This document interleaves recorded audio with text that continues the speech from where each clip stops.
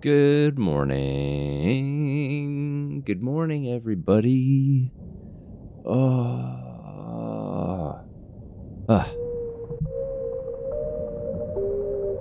gonna pick up where we left off in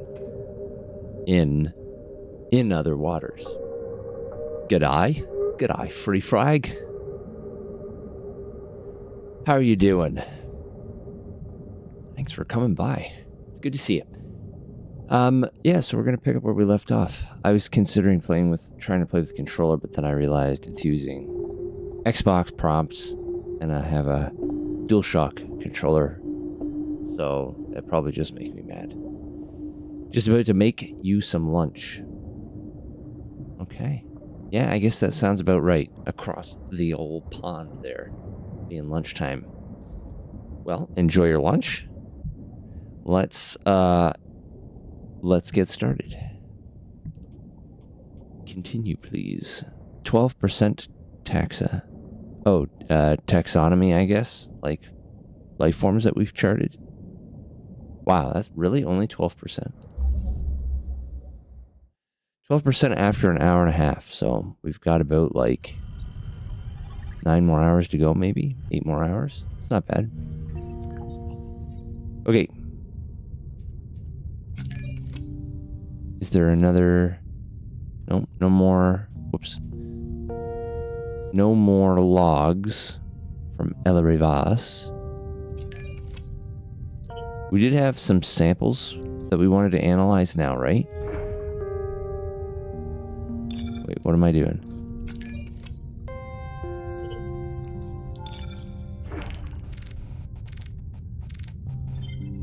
Restock taxonomy entry updated. Yeah. Reef cap entry updated. Shimmer blooms updated.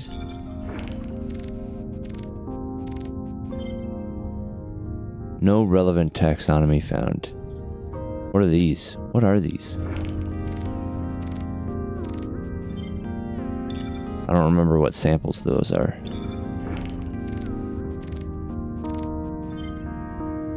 Further analysis is possible of that one. I think we already knew that.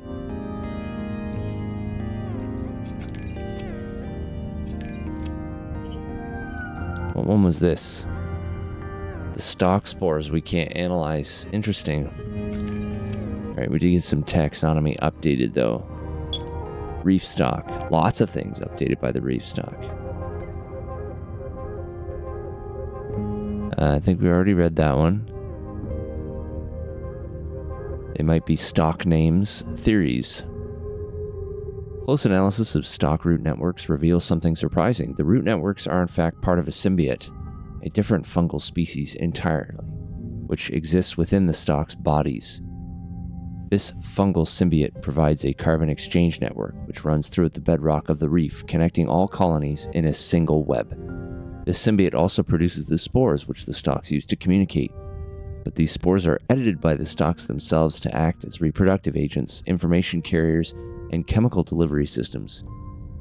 If the stocks are able to edit the genetic signatures of these spores and their parent species, their intelligence and complexity must be way beyond what I previously theorized. Close analysis of stock spore language could reveal an entire corpus of communication. Are there stock jokes, stock histories, or even stock literatures? And then we have a sketch of the stock. Lichal growths, irising pores that open and close, chitin plate boundaries where they overlap, input spore and output spore. Interesting. So yeah, it might be some kind of hive intelligence, maybe. Interesting. Reef cap. Soothe spores, the name by which I have come to call the reef cap's spores, don't seem to be spores at all. Unlike the modified spores of other stocks, these particles don't have any reproductive capacity. Instead, they resemble endospores, dormant bacteria reduced to dried husks which can survive for hundreds of years in toxic environments without nutrients. Endospores are incredibly tough and high in calcium, and when released by the reef caps, they dissolve and transfer this calcium to the surrounding environment where it is absorbed by the local stalks. This windfall of calcium granted by the cap's sooth spores seems to allow the stalks to augment their internal signaling and toughen their membrane to protect from predators, allowing them to recover rapidly. But the question remains, how do the reef caps produce these endospores? According to my last stream, that sample is a fungal root that I found close to this station. Oh, that would be the canopy roots, maybe. Yeah, because we don't have a canopy root taxa yet. Just the shimmer blooms. Yeah, because we were very, very out of space in the sample base, so we're gonna have to go out and grab more samples. Laboratory analysis of shimmer bloom pollen reveals it to be a heavy, sticky substance atypical for waterborne distribution. Unlike on terrestrial plants like seagrass, whose pollen is distributed by water currents and is therefore long and light, shimmer bloom's spherical, heavy pollen seems intended to resist distribution by current, and must instead be distributed by creatures who visit the blooms. The reason for this may be the shimmer bloom's tendency to grow on exposed shelves or pillars, which would risk lightweight water-transported pollen being sucked into deep ocean, rather than being distributed to viable sites. By relying on creature transport, bloom pollen has a better chance of reaching another sunlit shelf or pillar. Makes sense.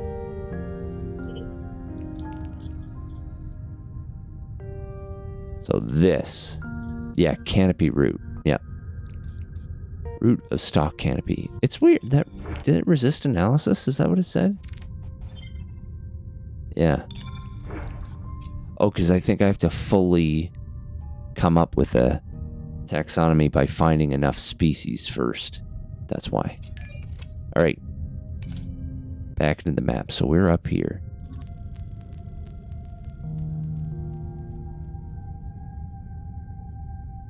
Oh, there's one way down there. Shimmer bloom. Sample request. Reef bloat sample request.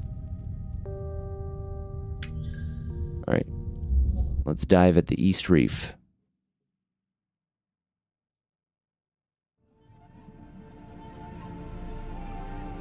Right.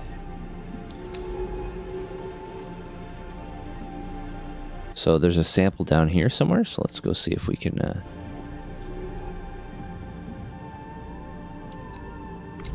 go grab that one.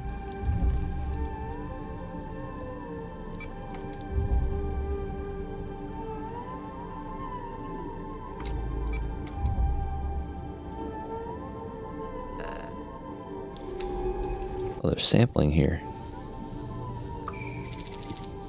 Bright pollen.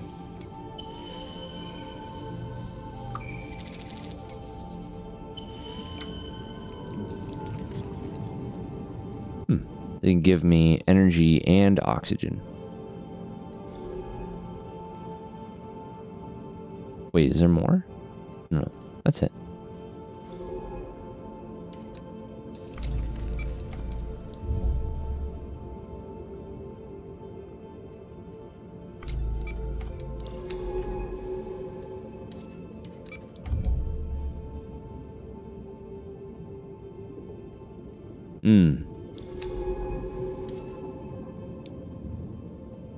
Protecting something?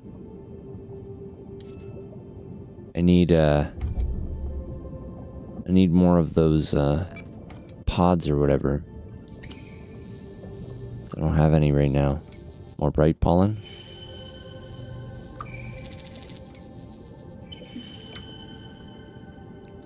Four bright pollen. Yeah, because I kind of need... I'm gonna go down a little. I'm gonna go down here and see if they have any of those shrill spores, shrill sacs, whatever they're called. I can't remember.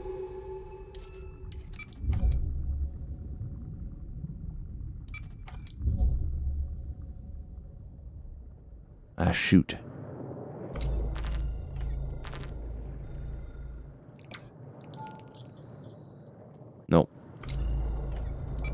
Okay. I'm stuck.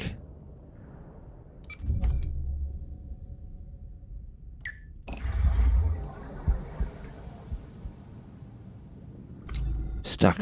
I analyzed everything.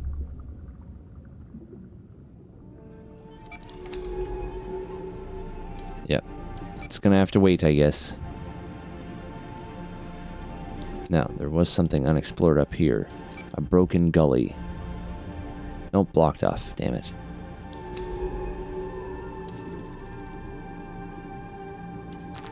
Yep.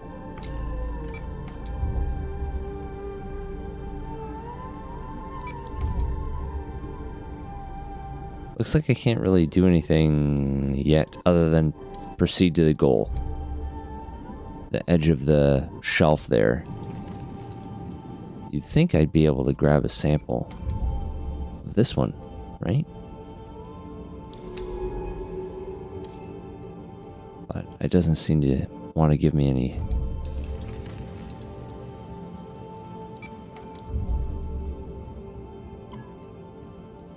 And I might as well just go drop these. A couple of them anyway. And then go back.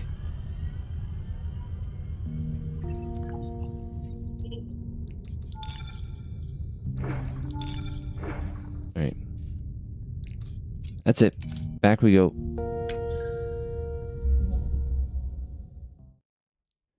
Could withdraw some shrill sacks. I only have one. I didn't really keep any, I don't think. Did I? Shoot.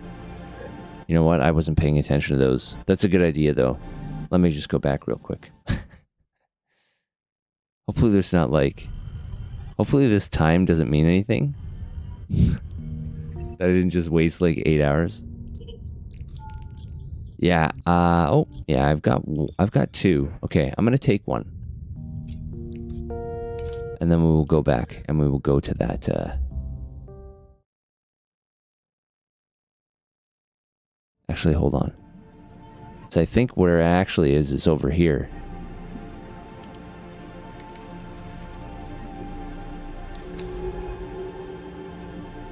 I think it's this. These 2 big dots. Did we get through the gully that way? So now I'm like... Oh, hold on. Those 2 dots are my UI. Derp. So over here somewhere, I think it was, maybe? No, I don't remember. Do you remember? Free frag? Was it down here? Or was it over here? It was up here?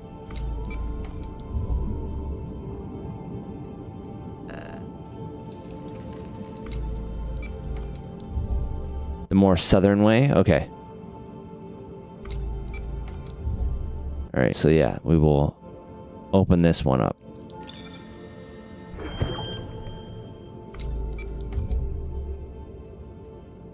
And grab another sample here.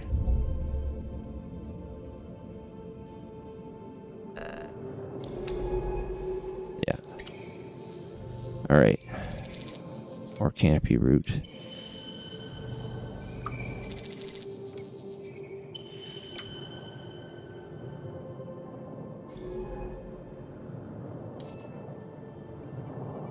Is that it then? Because we already had a bunch of canopy root.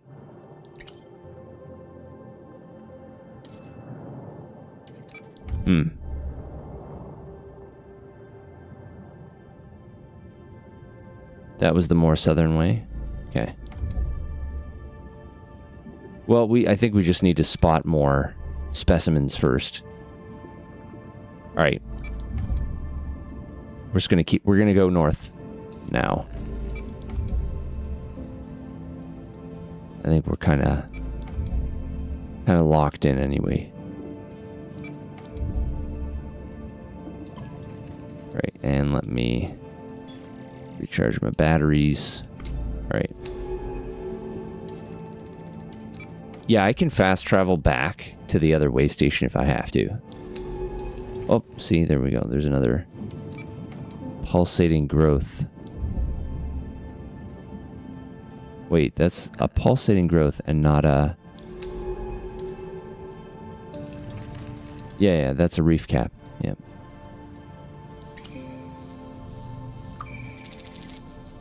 These will give us more of the soothe spores.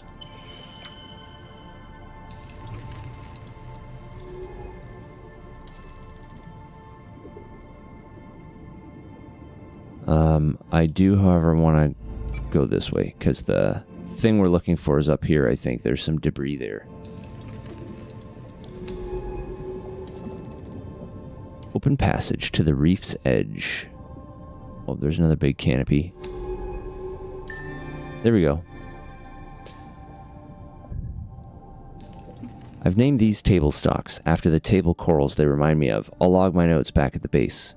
Towering canopies of stalks entwined around ribbed growths, they pulse as their pores systematically open and close.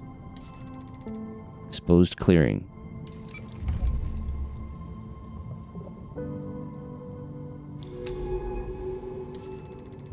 Open ocean.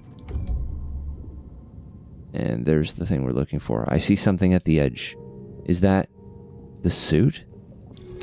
Uh-oh. Minet's suit, open, empty, and half sunk in sand. Why would she leave it here, and more importantly, where did she go?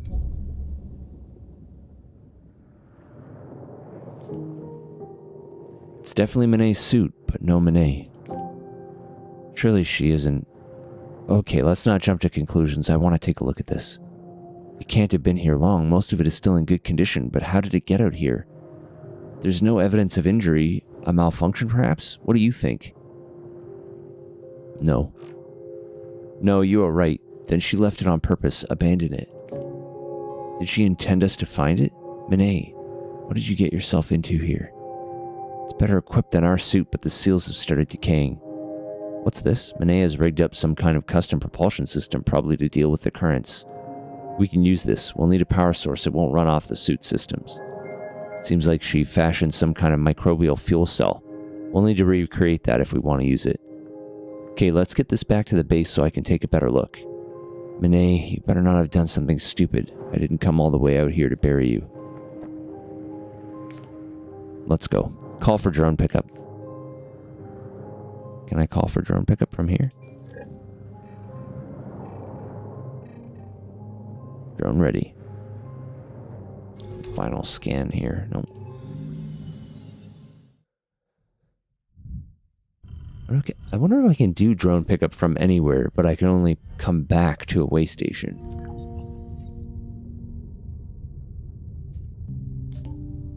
Back with me? Yep. Good to hear. Let me update you. I've spent the past few hours working on Minet's suit. Bad news is the majority of it is unusable. Apart from that propulsion system Minet pulled together, but we're going to need a power source. Minet's suit logs mention her building a fuel cell using microbes from the Western Reef. They don't say much else. She's been incredibly secretive while she was here, covering her tracks across the reef as if there was someone watching, or she's just... I don't know. The Minet I knew is tricky, complicated, but not paranoid. Either way, if we want to recreate her propulsion system, we'll need those microbes. When you're ready, let's head to the Western Stock Forest and see what we can find. Alright.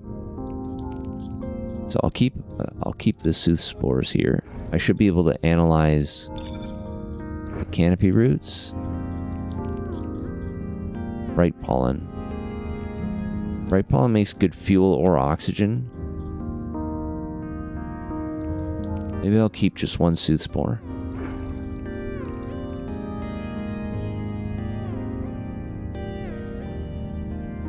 I'll keep one of each.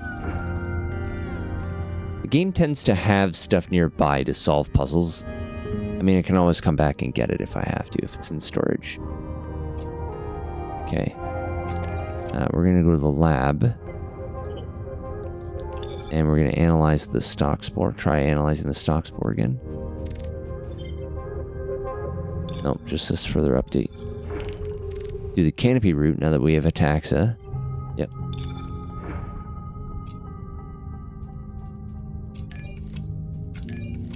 There's a new log.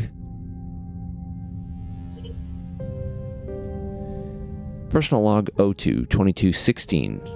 Same year, yeah. Dr. Ellery Vass. Monet's suit open to the ocean, empty. What has she done? Trying hard to reconcile the Monet I once knew with the evidence in front of me. When I met her on Kepler 62F, she was intense and quiet, but calculated, intelligent. She wasn't someone to take unnecessary risks, to leap into the unknown. At first, I found her impossibly intimidating. Her experience working as a biologist far outstripped my own. Baikal brought me to the site as a consultant to examine her discoveries, but I felt like the one under examination. The base was much like this one, a smaller, older model sunk in a subglacial ocean. Someone might think a relationship was inevitable given those intimate conditions, but it wasn't the base that brought me to her, it was that intensity.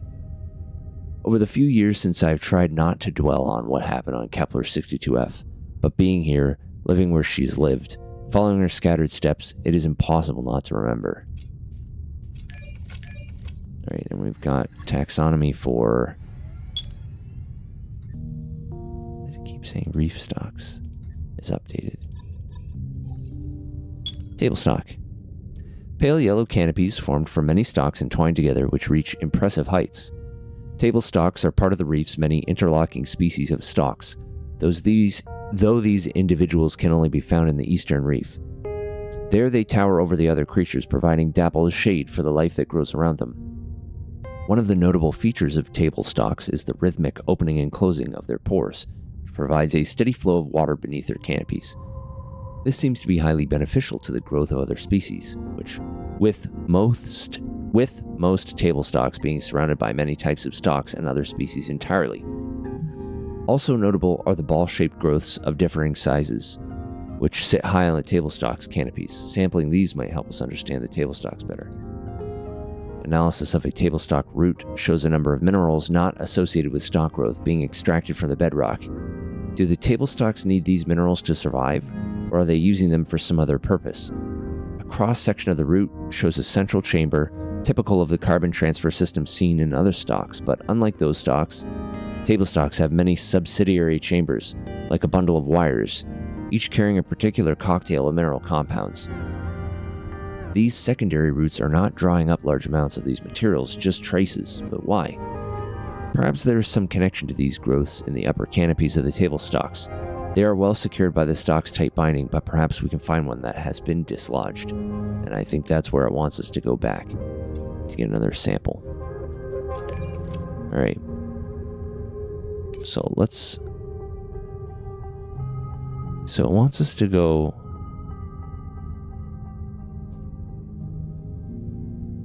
north and then kind of confusing. It's like to the west, the northwest, up and around maybe. I'm gonna try and go back and figure out a way to get to that one first.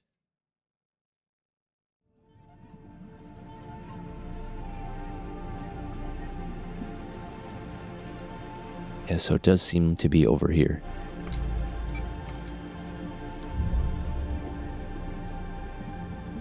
Now I need more sooth spores.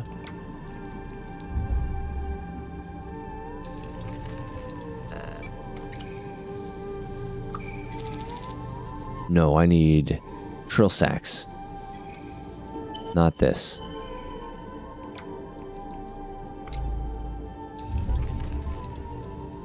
I wonder if there's going to be a shrill sack over here. I don't think there is. Tall canopy. Strong current. Yeah, so I can't go there because the current is too strong. I'm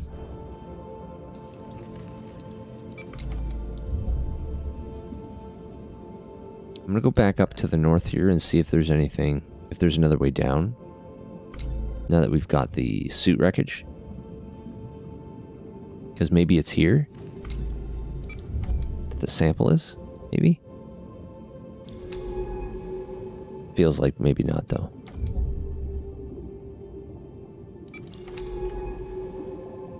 No.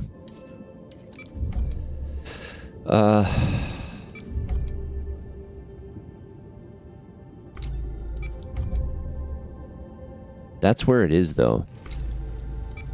So I think I need to go up that direction. But I need a trill sack. I have one left.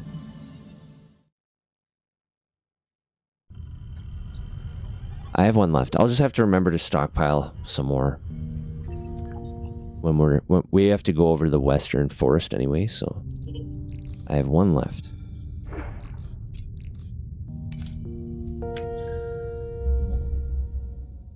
Okay.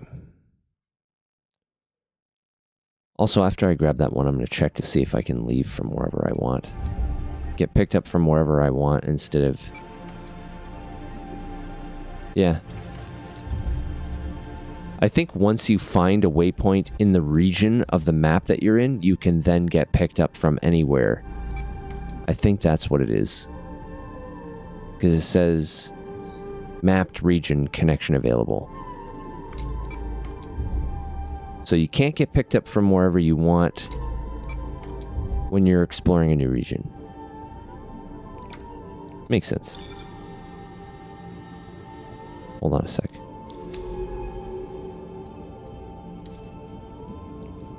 Yeah, alright.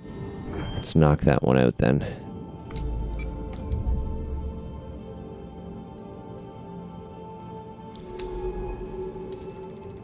Broken boulder.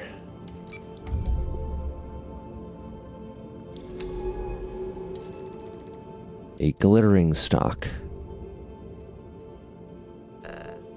Oh, these are going to give me some shrill sacks, maybe? Yeah, there you go.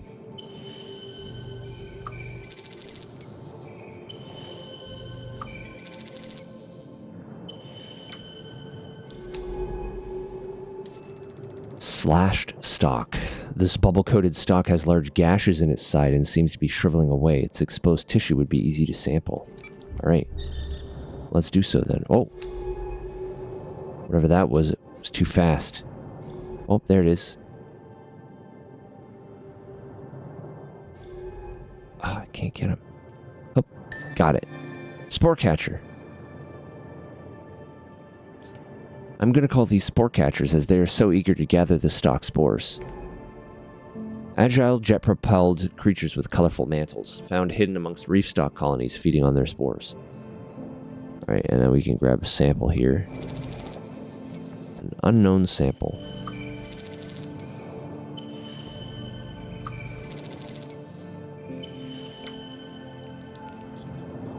Stalk segment. Segment of tissue from a bubble-producing stalk. Okay, and then I can't go there because of strong current. Alright. So now I can get picked up.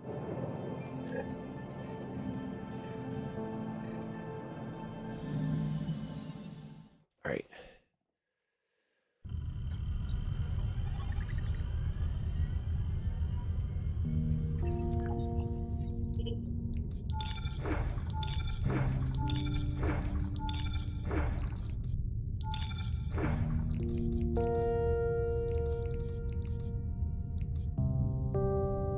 I don't think I need these right now. I'll just take one for now. Okay. Let's go analyze that sample.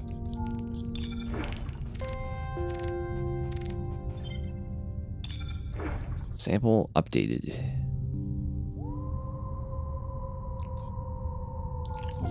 I wonder if we can analyze the eggs now? No? Why won't it let me? It won't even let me pick it up. There we go. Yep, spore catcher eggs.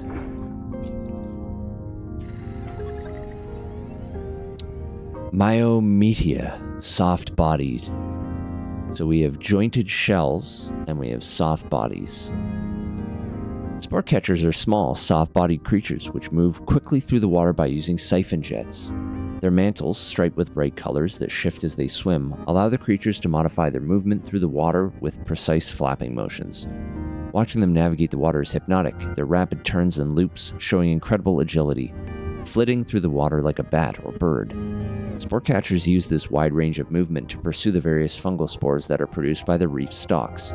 The spore catchers seem to be highly selective about which spores they wish to consume, suggesting that analysis of the stalk spores might tell us more about the spore catcher's behavior and diet. We need a food sample to get their behavior. Theories.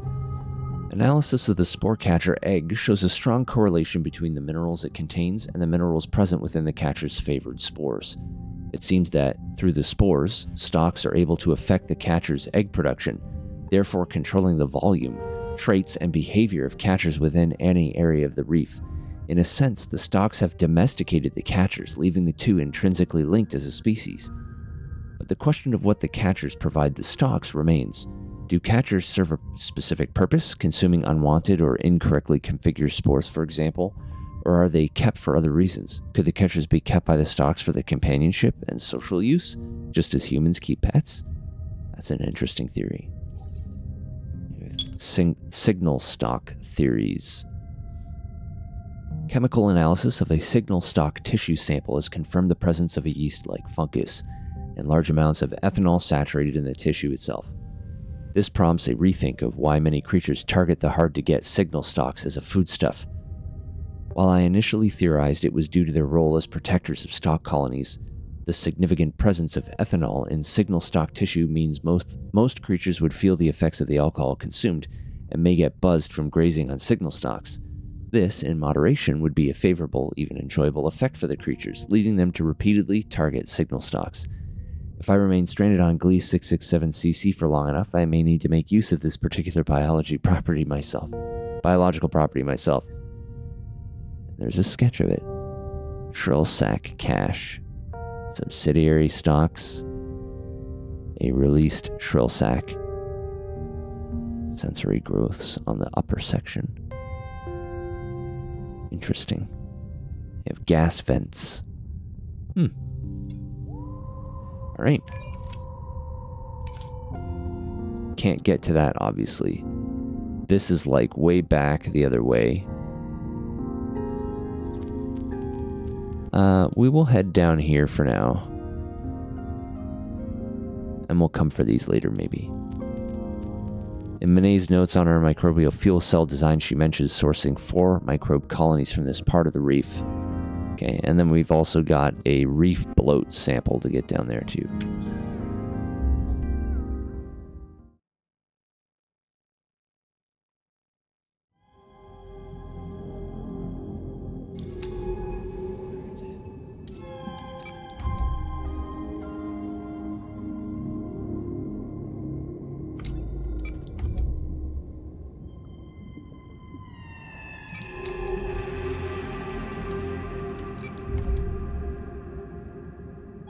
Microbes around here somewhere.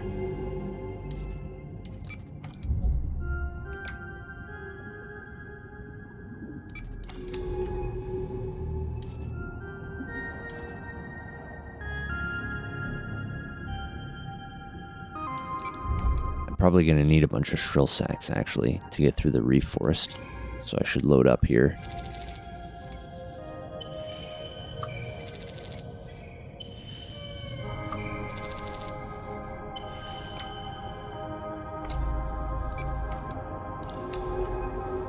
No waypoint up there.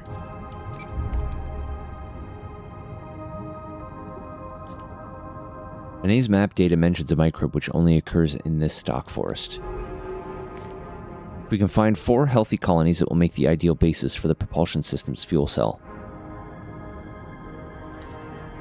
Right.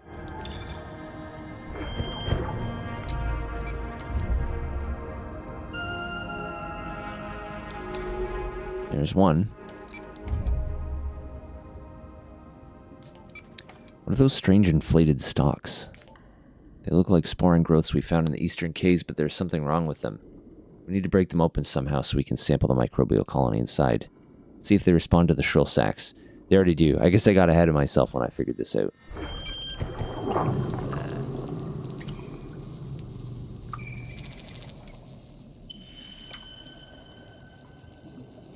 And get out. We've got one, but those clouds of microbes these stalks release are incredibly toxic.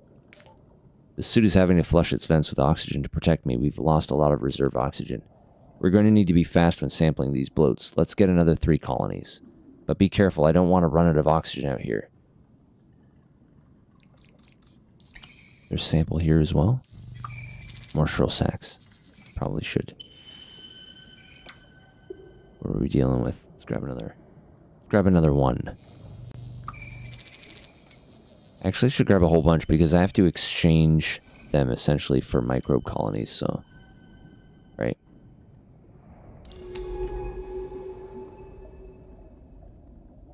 I don't remember which way.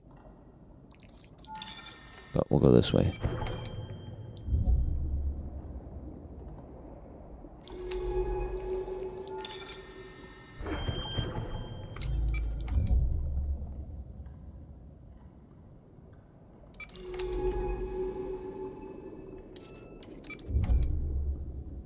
There's one.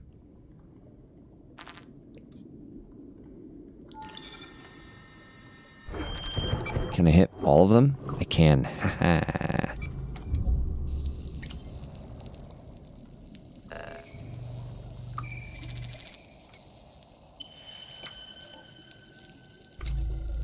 Great, now we have plenty of these microbial colonies. But where did this infection come from? The stock seem to be struggling to deal with it. Or is this just part of their expected life cycle? What do you think? No. I agree. This feels like a rare event, an epidemic perhaps, but what is the source? Either way, let's bring these back to the base as soon as we can. We can analyze these samples there. Call in the pickup. Oh, because I have 4 in total, probably between here and what I had in storage. Okay. I'm fine with that. Oh, I wanted to go and grab the other sample down here in the cave, though. So we're gonna keep going while we're out here.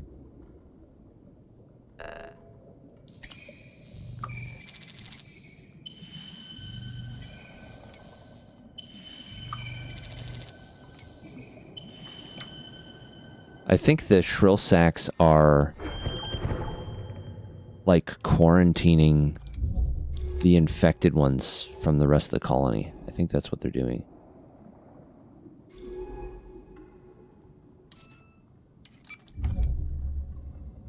They get infected by these microbes. I want to go down, so I have to go down here.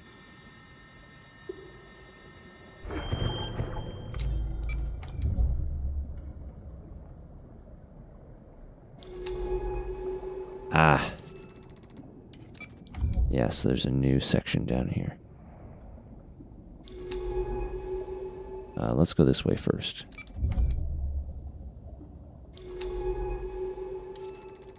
Western wall rises up toward the shallowest part of the reef, just meters below the surface of this planet-spanning ocean. So it's an ocean planet.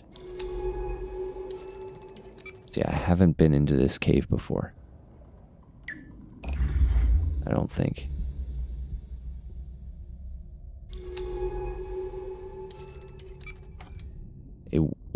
A world passage. Walls of this passage twist inward with thick veins of growth. We must be heading beneath the stalks.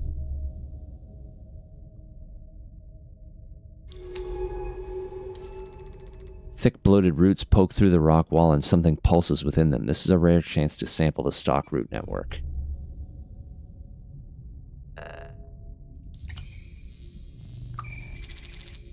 A fungal root of some kind. Bloat root. Bloated roots sampled from beneath a stock forest. Right.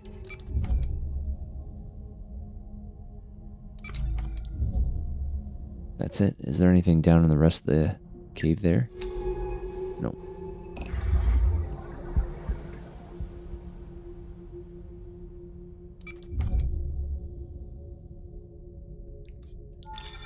Get myself back out here. Whoops.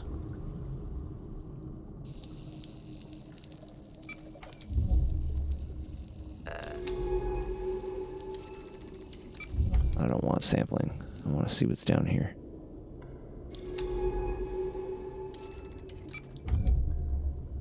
More shrill sacks, I think.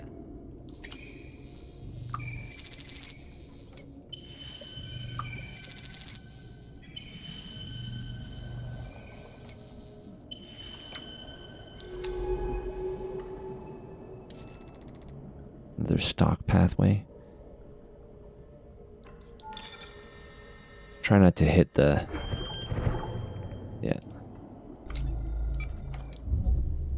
Bloat route.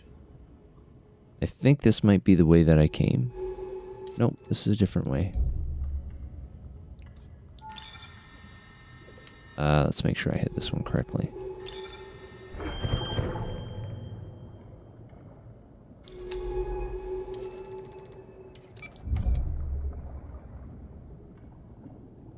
Okay, now I'm back. Okay, so I've taken a circular route here. That's okay. Right. I'm going to use a shrill sack here to get out, and then I'm going to take 3 samples from here.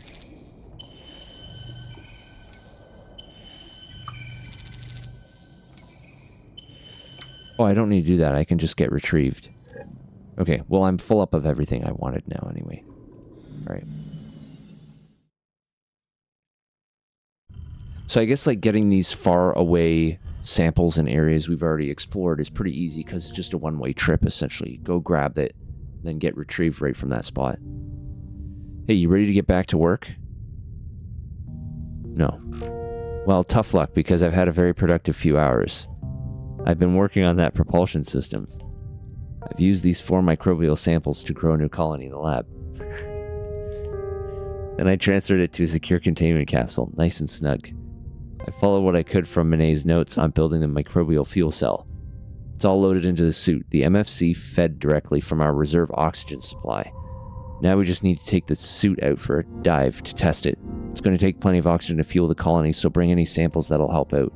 Make sure not to take any we haven't put through analysis on the lab level first. I don't want to burn through hours of research material just to get a power boost. This propulsion system will let us pass through strong currents and move more quickly. We should be able to cut across that rift north of the way station and see what the bloom finally is. Ready when you are. Okay. So like any of the samples in the lab that have a line through them, right? We're done. We don't need them. So we can use them for like if there's one that has high oxygen. Canopy roots have pretty high oxygen. Eggs have a lot of everything.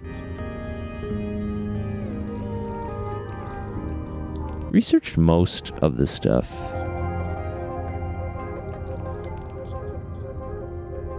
Yeah, oxygen's not as common. Alright, I had some samples though. Stuff that I want to drop in here. The shrill sacks do give oxygen at least. Okay. Let's see what we can analyze. Just the bloat route, I guess. Taxonomy updated.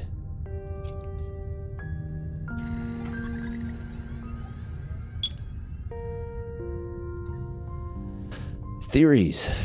Finding a root sample. Yeah, that hit the spot. Now you can just sit here and digest. Good. What did you have for lunch? What did you end up eating? I've been craving grilled cheese sandwiches lately for some reason.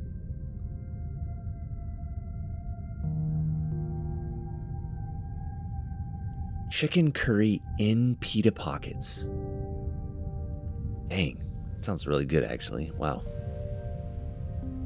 That would hit the spot for sure. No, I want curry. Tomorrow would make a good curry day. Sunday is the only day of the week where it's really feasible for me to drive to the nearby curry place.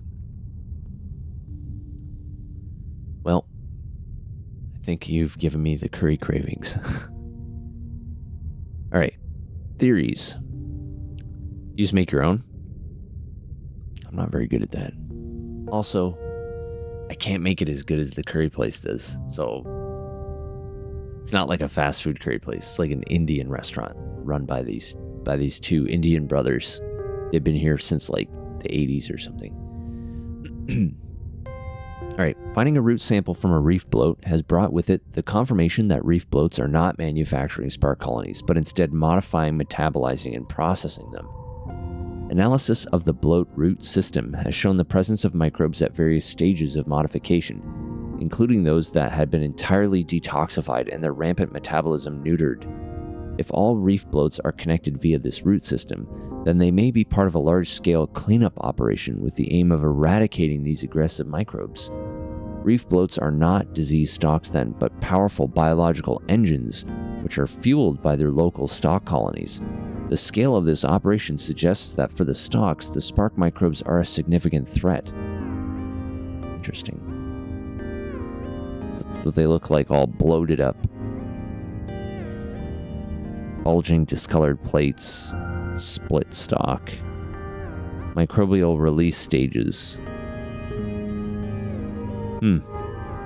Interesting. So they're doing something to them. It's very interesting behavior. Is there another...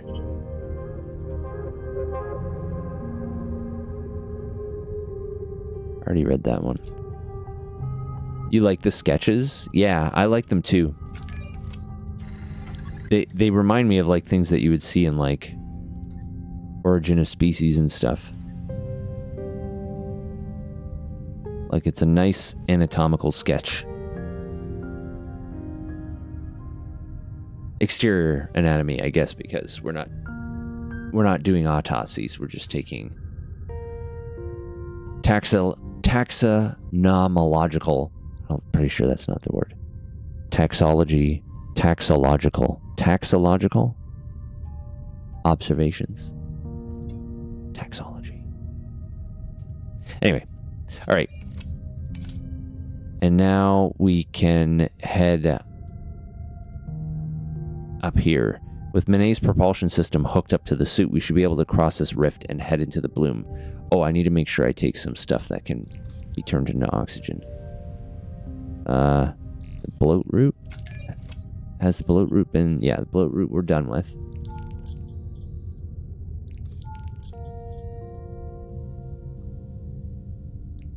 I'm like, where did it take something that we only have...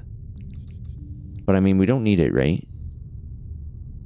See, now the collector in me is saying, this is unique. You have to hold on to it forever. But like the game is telling me, you're good. You're done with this. You don't need to keep these. But they're unique. I can't burn something unique for fuel. All right, we'll take the canopy roots. Because I think that they're okay to take. I don't know. Perhaps they can be used in crafting. Maybe. All right. I'm going to take 2 canopy roots with us. I don't know if there is crafting. What do we got here? There's a generator. And a med bay. Command deck. Or communications deck. I don't like see anything that'd be used for crafting, maybe. You never know, I guess, but I might just Google it and spoil it for me.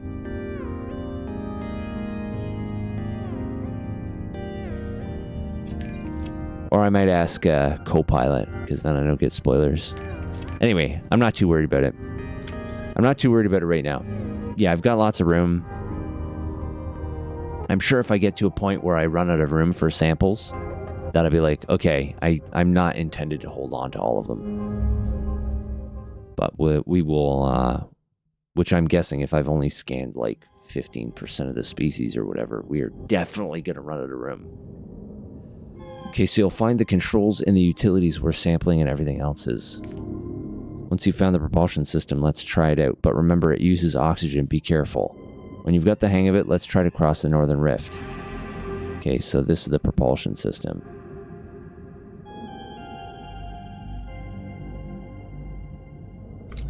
Alright. Let's just get to the rift. I'll experiment with it out there. I don't want to waste oxygen. Oh.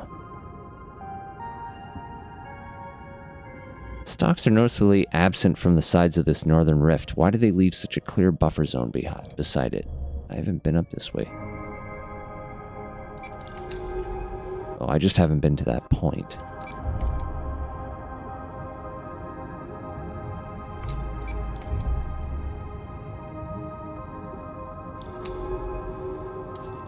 Right, the northern rift is the largest of the cuts into the central reef. Crossing it without some way of navigating its currents would be suicide. Alright, well, we've got it. Impressive. This split in the shelf is incredibly wide and deep. Okay, well, here goes nothing. Start the propulsion system and let's cross.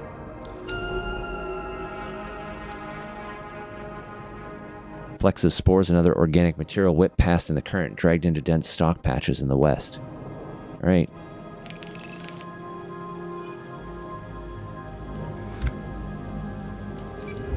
See, loaded up with oxygen. And then you've got a limited amount of time.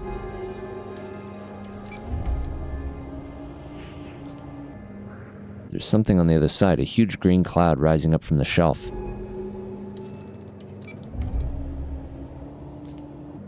That must be the bloom. Bloom edge. Alright. We made it across. Yeah, what is this? What ecological crisis spawned this green mass? How is it connected to the reef? The answers are anywhere. If the answers are anywhere, they are inside. What is this? Yeah.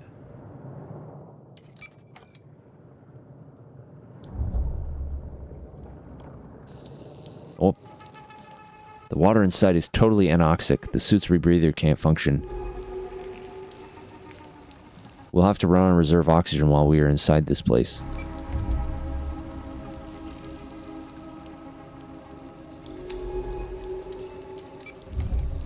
Filtering fan. There's life still hanging on inside this toxic bloom, creating safe zones in order to thrive. Perhaps these creatures can help us learn how to exist in these toxic conditions. Let's take some samples and see what effects they have on the bloom when we deploy them. Pale fan. These pale, delicate fans are almost bone white against the clouded green of the bloom. These fans seem to be re-oxygenating the water. I'll start logging notes. They should be useful.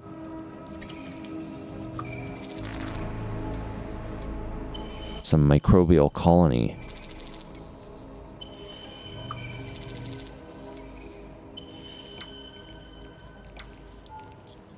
Fan dust. Bloom oxygenating dust harvested from a filtering fan.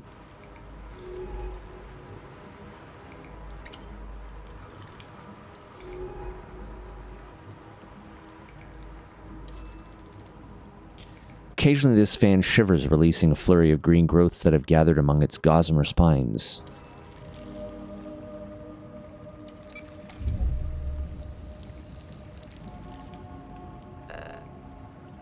More sampling available. We only have room for one more. I'm going to process one of these canopy roots.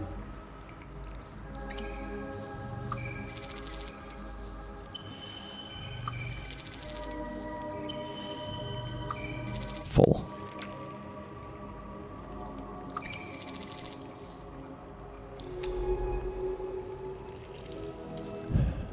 Some type of bivalve creature. This bronze shell sits half buried in the sand. There's some kind of shelled creature hiding in the silt over there. We need to figure out how to tempt it out of its burrow. Perhaps a sample from elsewhere in the bloom, something that reacts with the microbial growth itself. What creature lives inside it? How can we tempt it out? Rise of silver slits. Silt fills the depression created by the corroded rock shelf. The tip of a shell pokes above it. Is that an eye? Here the rocky shelf of the reef flakes away into large fragile sheets with razor-sharp edges. Away from the rock outcrops and fans, the visibility of the bloom falls to near zero. Okay, so I'm assuming we can drop one of these here. Oh. Took off.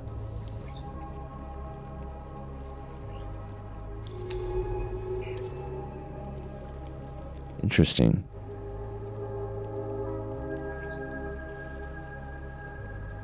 So it starts flying around when we do that. We gave it an oxygen area to fly around in.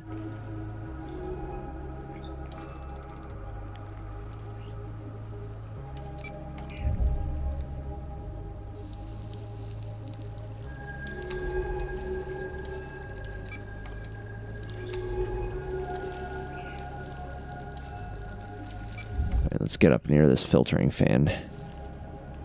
The area is not super safe to explore until we figure this out. The bloom is vast. What could cause and sustain these processes on such a scale? With the oxygen gone, the microbes here must be metabolizing some other substance in order to persist. These fans have to be filtering the water of the bloom to feed. Behind each one is a small area of clear, oxygenated water. I'll take one, because that's all we've got right now. The oxygenated area when we use one of those microbes seems to last for quite some time, though, at least. Green storm. Rock outcrop eaten away by the bloom. This outcrop is marked with a patina of tiny holes. Silt is gathered around the base of this wide outcrop, and the signatures of life forms buried within it can be detected. Another bivalve creature. These creatures bury themselves to hide from the bloom's toxicity, making them one of the few life forms that can survive the bloom. So we drop another one of those up here. Goes flying around. And then take another sample.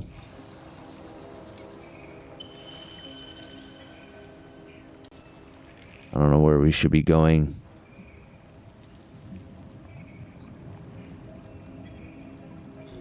Let's head this way, I guess.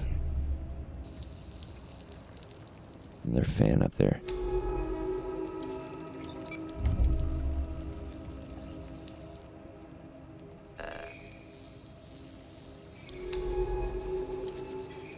There's a faint fizzing that emerges from these fans. It appears to be caused by the coating of their spines reacting with the bloom.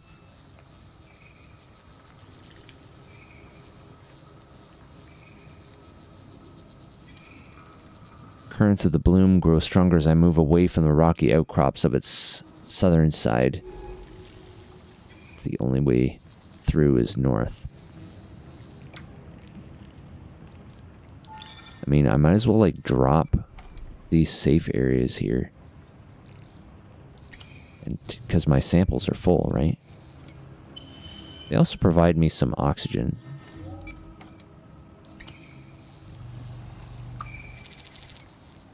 If I'm full, I may as well use some of them.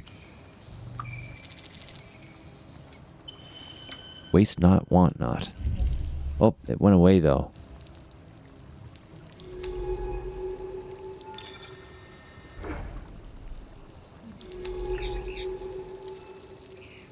Another bivalve creature. Oh wow, the safe zones don't last very long here. Fan-like fins which can fold down and a simple set of retractable eyes enable the creature to totally conceal itself within its shell. Honeycombed with holes, this floor. Okay, that's it. We'll just keep going.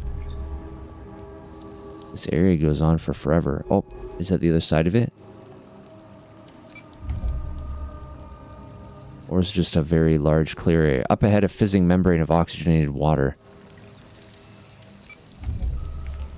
Is this what allows the species here to survive this constant toxicity?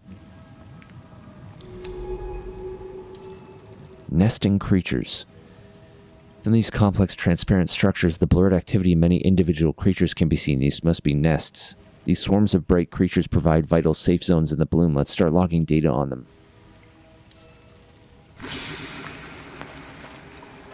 They're doing something to repel the bloom. Within the open structure of these nests, swarms of glinting particles form shifting shapes.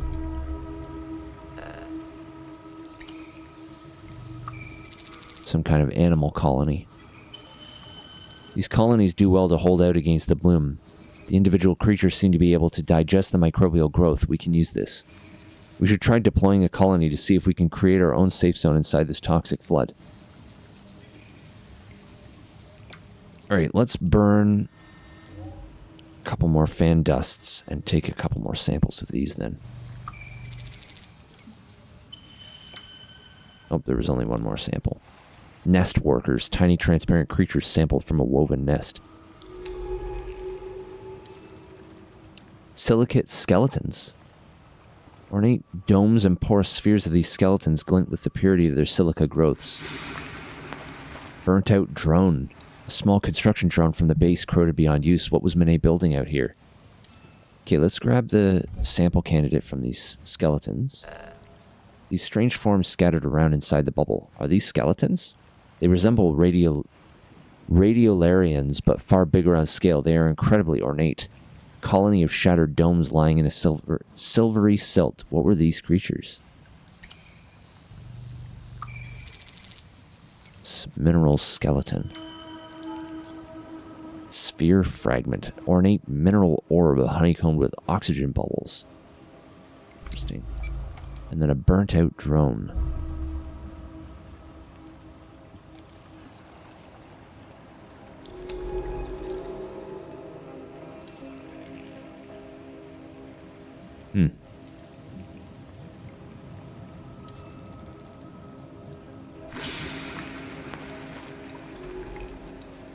Beyond the bubble, the green clouds gather again. With the water sapped of all oxygen, what could be fueling this endless growth?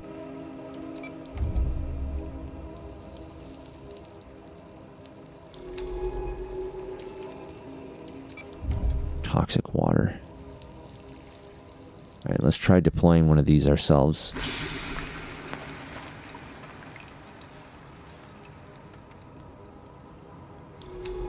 Alright, it's a little safe zone there. Green in every direction.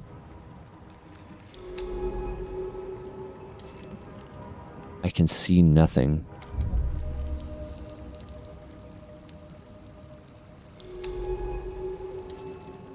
There's little to observe this far into the bloom.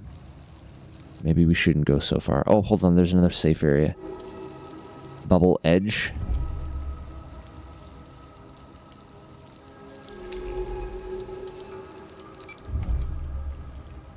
Oh, there's a way station.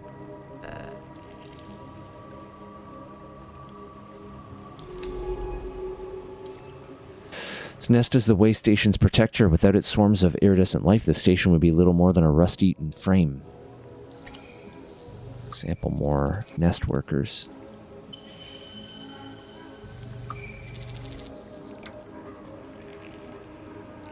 Right.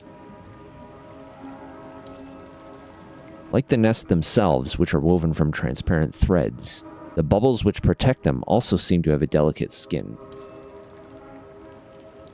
From here, the bloom rolls out over the vast plains, scraped clean of sand by vicious currents. This is as far north as we will go. Beautiful, lifeless shapes like sculptors' abandoned works gather around the way station, rocking gently in the current. I don't have any more room for samples. Okay, well, there's a way station here, so let's just go. It must have been a struggle to assemble the metallic cage of this way station so deep in the bloom. What led Manet out here? Finally, a way station. With this active, we can call for retrieval all across the bloom, useful when we run low on oxygen. Open the terminal and we can resupply, and see if Manet left any map data behind.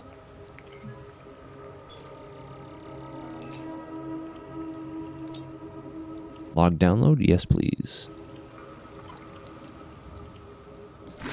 Okay, I've got her logs here. A lot of trips back and forth between here and a laboratory?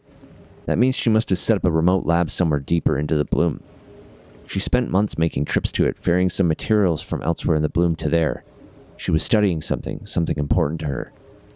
We have to find that lab. I'll log the coordinates on the dive map when we get back to the base.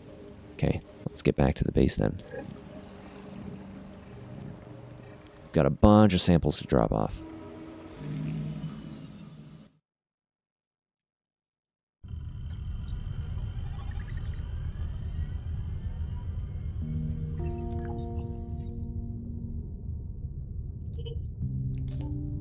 Hey, are you back with me? Yeah. Good. I wanted to ask you about the bloom. I've been trying to understand what is causing it. It seems unlikely that we are looking at a stable ecosystem. It has to be a unique event. And yet creatures have rapidly and effectively adapted to these conditions. How is that possible? There's something we aren't seeing.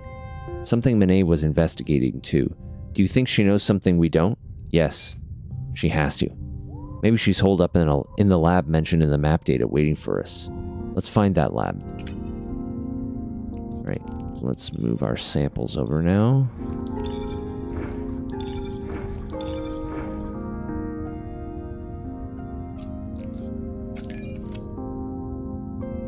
Sample analysis. Fan dust. Probably don't have enough specimens. Yeah. I can't analyze these skeletons at all. No relevant taxonomy. I probably don't have enough samples of the nest workers either. No. Okay. So, really, I only need one of each, presumably. I don't have any new taxonomy.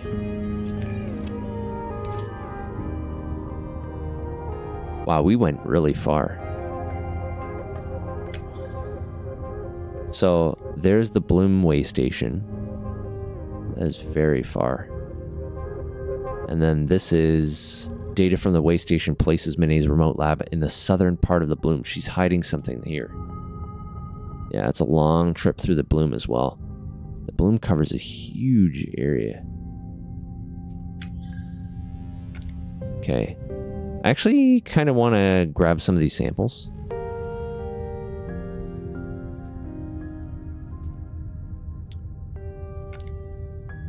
So, let's hold on a second. I'm going to drop off this stuff. And we're going to go and grab these samples for me. Some of these. Fill out the rest of that taxonomy, maybe.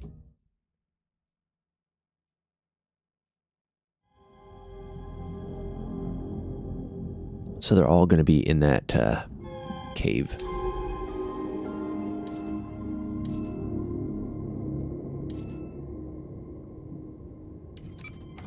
Probably need some more of these anyway.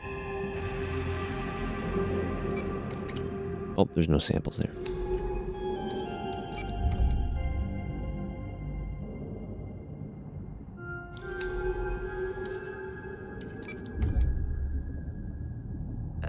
These do, though. Give me some shrill sacks.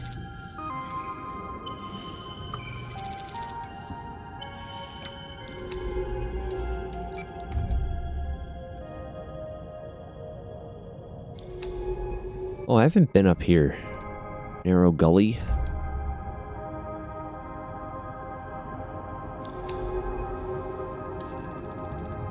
And there's a strong current. Still a strong current. Okay. Let's inject some oxygen.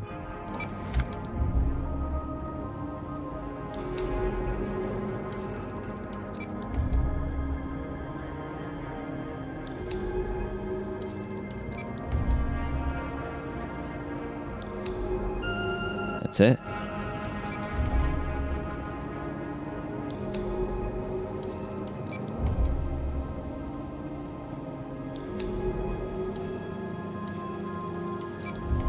Oh god, oh god, oh god, hold on. Inject more oxygen. Can we do it? Okay. Made it. Whew. I don't think I've been over here before. Quiet clearing. Section of the shelf sheltered by the tall headland to the north is strangely peaceful.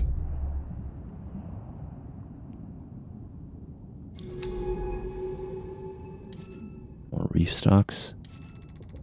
Stalk barrier. Violent current can be heard beyond these thickly entwined stalks.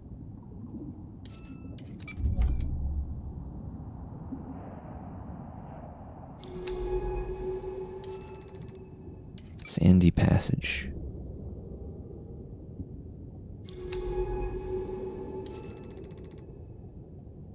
This tall stalk is torn open, perhaps by a predator. Inside, a rich tapestry of fungal life forms exposed to the open water are slowly dying.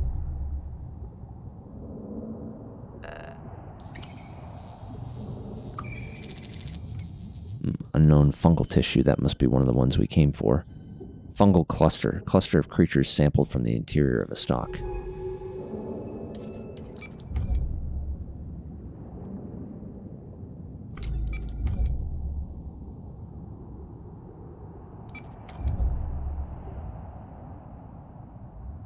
Okay. Then we will have to inject more oxygen into our propulsion system.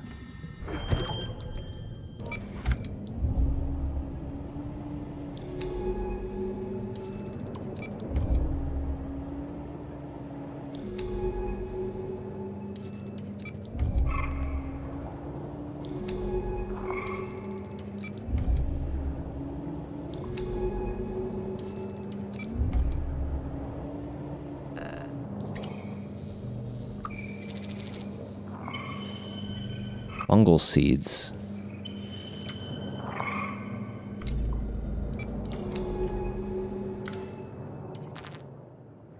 I can't move. Now I have to use more oxygen.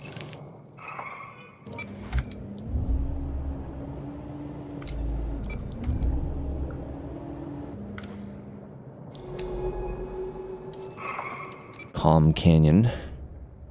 So what were these samples we got here? Canopy growth.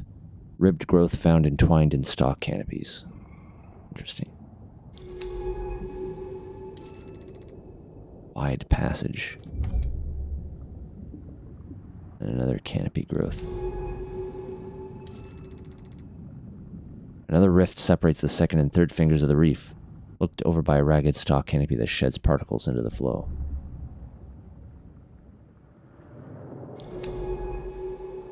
And away across. Strong current. Right?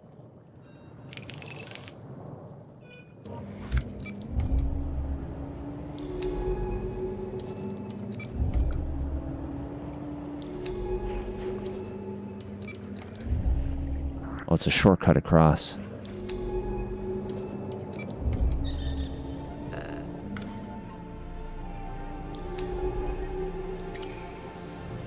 What are these? Stock segments. Which can give me power. I already have a lot of those.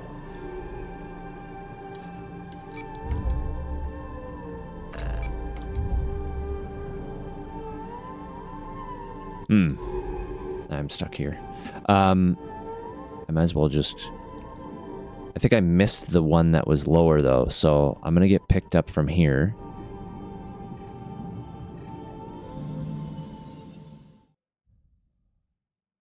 I think we got the one sample that we wanted. Yeah. So there's one that's going to be down here and one back. I think that's the middle of the caves that you have to wind through. I don't remember how you get down there. If we can fight the current, perhaps we can find the individual shedding them. So maybe we have to, like, just go all the way down there. Maybe that's just all current. Okay. These are just power, so that's not super helpful. We have some other samples here. These have some oxygen in them, so I'm going to bring a second one of those. Do some sample analysis. Table stock updated. And sing stock updated. And we can take one of those back with us too, now that we're done with them, because they have a lot of oxygen potential. Okay. Sing stock theories. Attempts to analyze the interior of a sing stalk reveals many different organisms within the stalk which are not genetically related to it in any way. It seems that the sing stalks are actually tubular gardens which host juvenile fungal creatures. The swaying of the stalks keeps these sealed environments fed with filtered water and microbial life, while allowing their spores to be distributed across the reef. However, I haven't found a single example of any of these life forms growing outside of a sing stalk, suggesting that they can only survive within these carefully controlled tube gardens, and that the spores they release are being used by the stalks for other purposes. Are these vertical farms designed to cultivate other species that might feed the rest of the stalks with showers of nutrient-rich spores? There's a sketch. These are what the sing stalks look like. Internal fungal colony. Typical reef stalk. And a young sing stalk. They release spores here. They have a fungal symbiote growing in them with their singing chitin plates. Interesting. And the table stalk. Laboratory studies of the growths found in the upper canopy reveals that they contain the genetic material of tens of different species. These growths hold, within their round casing, seeds for many species local to the table stalks, as well as spores for the reproduction of the stalk colonies themselves. Fed by a carefully maintained flow of the correct minerals and chemicals, these seeds and spores are preserved by the stalks, kept viable for long periods. Could these seed banks be a complex example of collective serodony? I don't know what that is. On Earth, some plants hold viable seeds until an environmental trigger, such as a wildfire or disease, causes their release. Perhaps the stalks are preserving the local ecology in case of environmental disaster. Are they the guardians of this reef? Well, that's a big one. He's like, yeah, it does look like a tree canopy. Entwined canopy. The canopy height is 8 to 12 meters. They've captured seed banks. Color and type variation within entwined stalks, and then reef stalks underneath. And a close-up of the seed bank. It's really interesting. Like disaster recovery, almost. It's really interesting. Okay. So let's head back here and try to get south to that island first.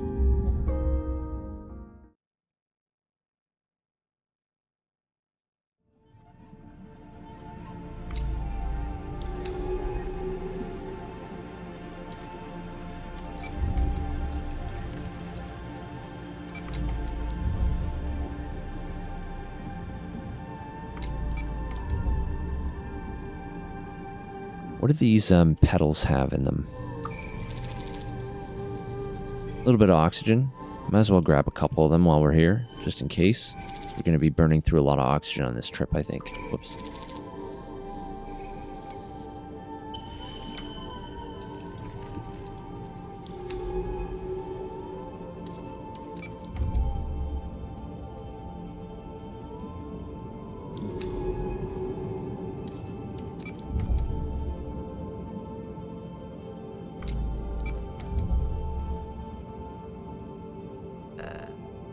What are these? More bright pollen. Yeah, might as well.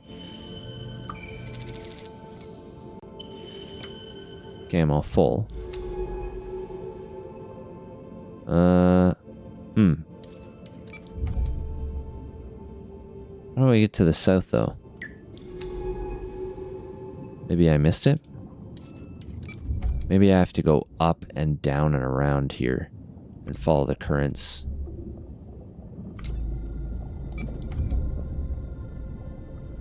You think I have to go down to get to the one on the southern island? Back and down. You mean like back where I came? Like up to the north and swing around and then down to the south?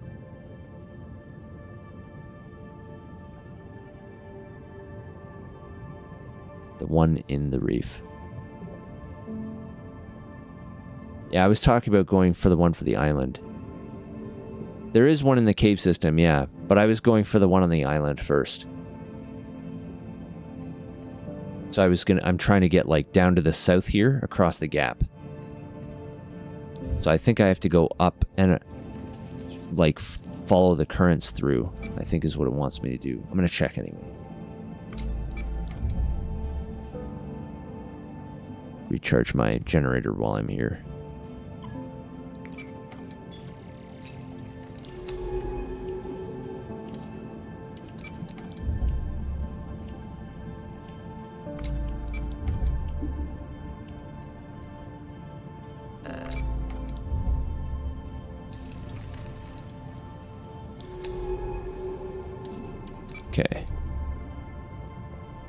because, yeah, there's one that I can't get to. Okay. So let's get the propulsion engine started.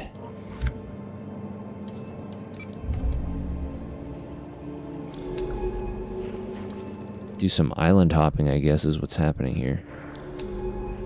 Oh, it's a new species. Silken plant. These twisted strands are like webs between the pillars. Let's start logging them. Oh, that's weird. Yeah, they create like... Oh, what's that? Feathery creature. Cleverly camouflaged creature mainly composed of feathery frond-like arms which it waves rhythmically as it moves. These funny feathery creatures are all around these gardens. Let's start observing their movements. There was another one. It appears that a number of the creature's feathery arms have sharp edges that it uses to prune the pillar garden's flora. These silken strands meet in places and become tangled in one another, forming complex webs that are slow to navigate.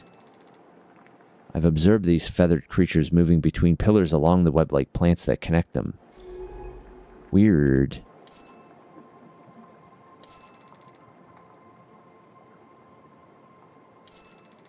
Between the pillars, bright green webs of twisted tendrils extend, forming thin pathways from garden to garden. Patterns of dents in the sand show the paths of the feathery creatures that cross the pillar, from pillar to pillar in slow and purposeful loops. So there's no strong currents here. What are these? Oh, new samples, eh? Alright, well let's fill up some pollen here.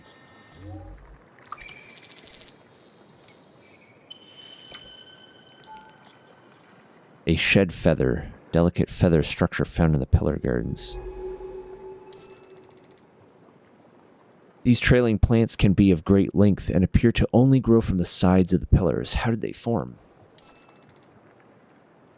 Gaps between the tendrils are webbed with fine strands almost invisible to the naked eye. How did these monoliths form? Perhaps they are cores of harder rock which remained when the rest was eroded away? Gives us kind of a safe path south, though. I was expecting to have to fight currents the whole way. It seems that if they're knocked off a surface, these creatures can swim, but very inefficiently. Must be an emergency measure. Some of these pillar tops are very small, but that doesn't seem to stop the petals colonizing them with their bright shapes. Oh, what was that?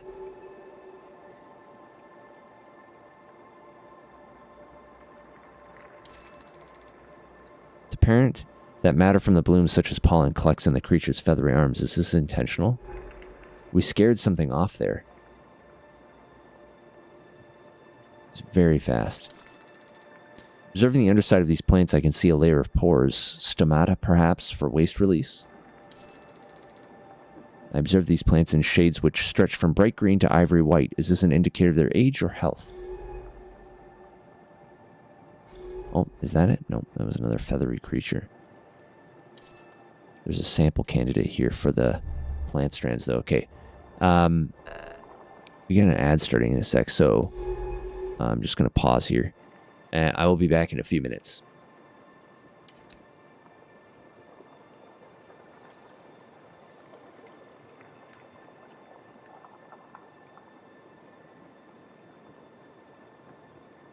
Mr. B, I see you.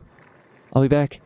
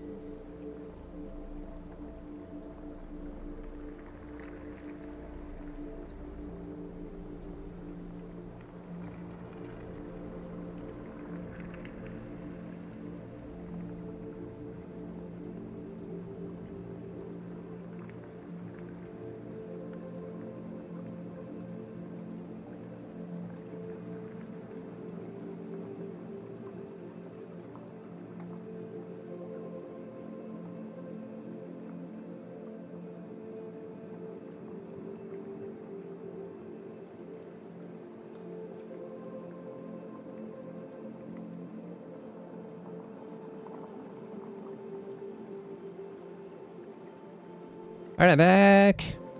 Mr. B. How's it going, bud? How are you?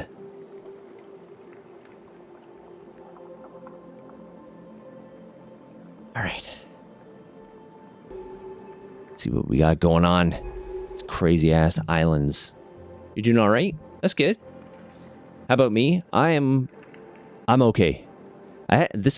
June was a bit of a rough month for me for mostly work reasons.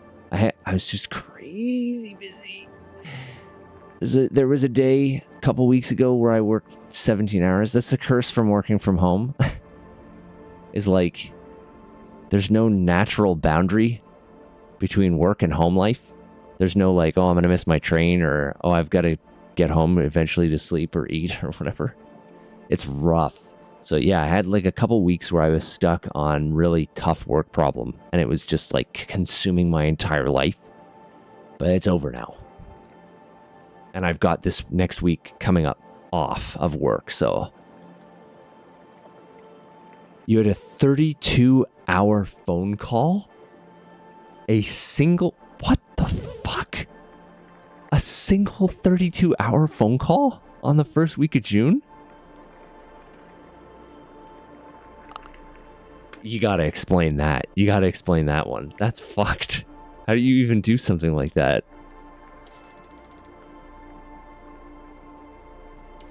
We're gonna keep going through these mazes. I've got to hear the story for that one.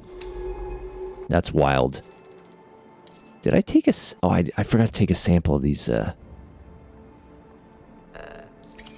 growths. Bridge growths. Plant tissue. Silken strands, pale green strands of plant tendrils from the pillar gardens. Prod issues that were not being resolved in a timely manner. So was this like some manager or like senior executive being like, I am getting on the phone with all parties responsible and we're not getting off the call until the issue is fixed? Is it like one of those things? Multiple groups all pointing fingers at each other. Yeah, I get that. That was kind of a little bit of what I was dealing with too. Lots of people saying it wasn't their fault. Ugh. I hate that shit. Tendrils seem to be avoiding this pillar. In fact, they appear to be avoiding the main shelf of the reef altogether. Actually, what was this other one? Other creatures that pass along the tendrils seem to be unshakable in their routines, each one carefully doing its rounds. Yeah, because, like, for our issue, it was dumb. It was basically someone whispered, some sales engineer at, like, a company retreat or whatever, whispered something to one of the senior VPs while they were knocking elbows at their stupid event. And was like, did you know that I was having such and such scalability problems with this certain product? And then it was just like fucking hell. Just it trickled down the fucking vine. And like our manager got wind. And they were like, yeah, so there might be problems coming. So then it was, oh shit, all hands on deck, even though there's nothing in the items, like tracking system in our tracking system. And it was like, okay, let's take a close look at this thing that, and it sucks because I designed it initially, the system that was shitty. But it was fine until they threw a new client prospect that was like 50 times larger than the next sized customer, like the amount of data. So suddenly it was like, yeah, you just dropped a huge bomb on the thing without scaling any of our service plans or anything like that. So it was just, they didn't want to spend money on it because it was just a customer prospect. So they didn't want to spend any money on increasing the service plan for any of the, they just wanted a bunch of money. They didn't want to spend a dime to acquire it. That's fucked. And there were like other teams being like, it's all your fault, Xylox. It's your whole, it's your product. It's your whole fault. And I'm like, there's been so many edits by other team members since I wrote the thing initially. So anyway, so I was just like ripping its guts apart and just like getting frustrated because I'm like, my name is attached to this in some way. And I don't like having my name attached to shit. So I started taking it personally. Like, nobody told me to work that much. It was just like, I need to fucking solve this. I need to solve this shit. And so I just kept working until I finally solved it. I got its memory usage. It was essentially like consuming an excessive amount of memory while it was running. Like 2 gigs of RAM while the thing was running. And I got it down to like 400 megabytes. So it was a significant improvement. And now everything's fine. And nobody noticed, I guess. Hopefully your stuff got fixed successfully as well. I've named this sea silk, though I'm not sure what kind of plant it is. Check my notes back at base. Long strands of pale green and white plant matter that twist into broad, flat bridges and webs between the pillar gardens. Pat myself on the back. It's a thankless job. Yeah. All of these jobs. It sucks. Because it's like, it's always just like, yeah, that's how it should have worked in the first place. And it's like, you're welcome. You're welcome. No. No thank you. No bonus. Yeah, the VP doesn't even know I exist. Yeah. Nobody even knows I exist. Which is, honestly, we're an internal tooling system. So the less the executives know about us, the better. Honestly, that was one of the things that was driving our team to try and fix all this stuff. Is like, we don't want anyone looking at us. Don't look at us. We just work. We're not customer facing. We support other teams that face customers. So we just want to stay down here as just, they're working fine. Don't look at them. We try to keep our costs down. That was like one of the things. It was like, oh shit. Oh shit, someone heard about us. Middleware, yeah. It's the same. Yeah, we're like a shared service, basically. This tendril has to stretch a very long distance to bridge these pillars. How do they grow like this without any support? They were avoiding that pillar for some reason. Too small to enter. This hole in the pillar leads deep into the rock. Tail piece left by the inhabitants sits just inside. We could sample it. All right, let's sample it then. Oh, I'm out of samples. Oh, damn, I just missed him. I will drop a shrill sack. We're not really using them.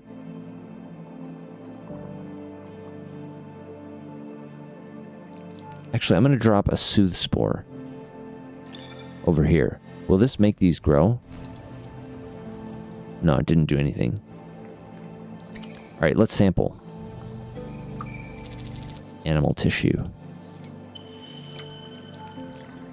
A shed tail, the bright chitinous shards of a tail shell. Shed or severed. How many APIs do we have?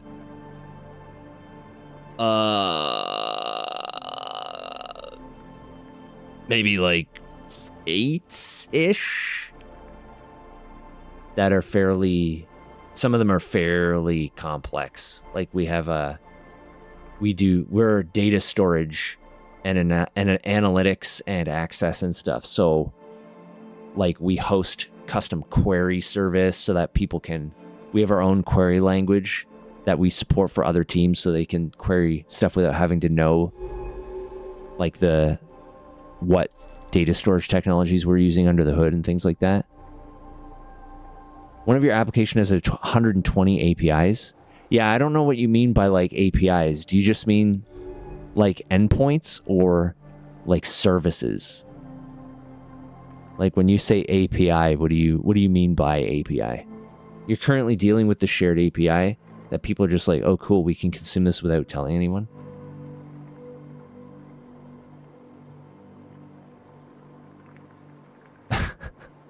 If we can consume this without telling anyone we're using it. You mean you have 120 individual services? Yeah, that's wild. That is absolutely wild. We don't have that. I guess it depends on how modular your teams are. Because we have like, I don't even know how many teams there are. That's only one of your app codes? Wow, that's crazy. That is very large. You own 6 app codes?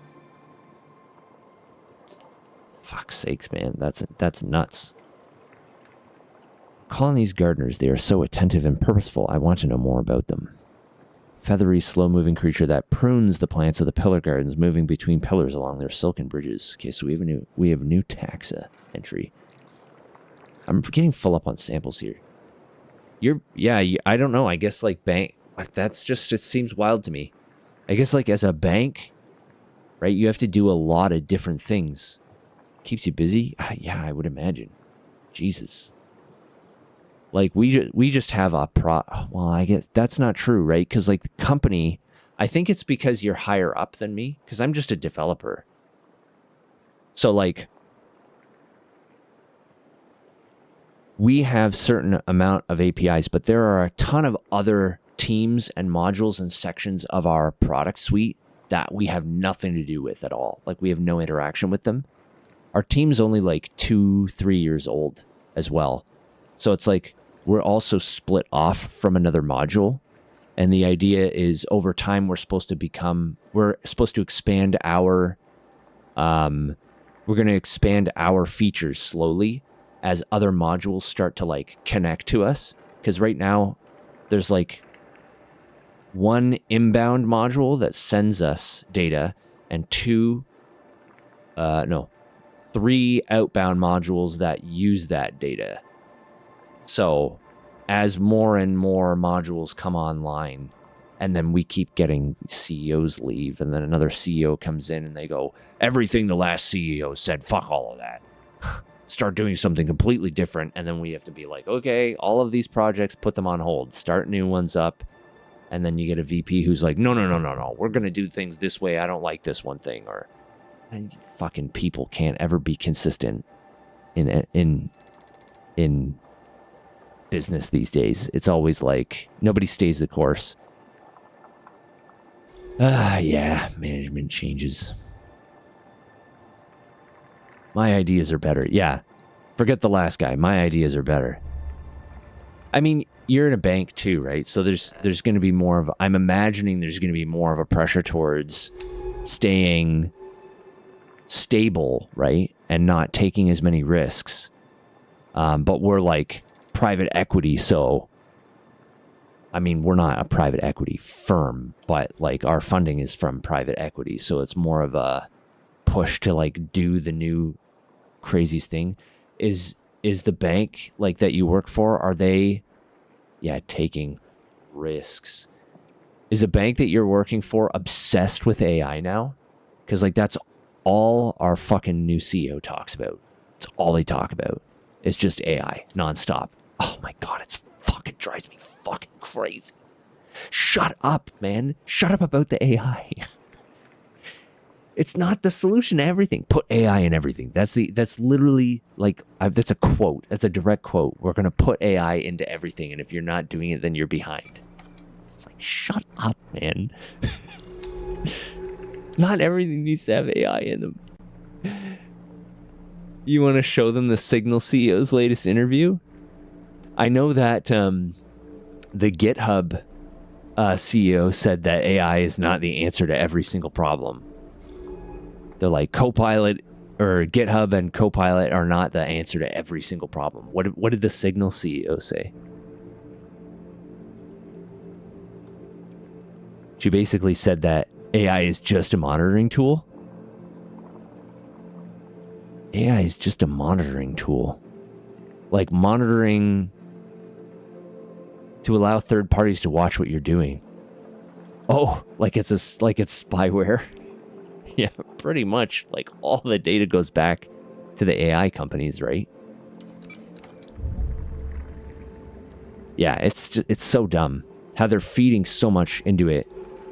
And it's only sustainable because like it's hemorrhaging funds, right? Like from, what are these samples? More bright pollen. Yeah, like it's hemorrhaging money. It's not at all profitable. Like ChatGPT, OpenAI makes no money.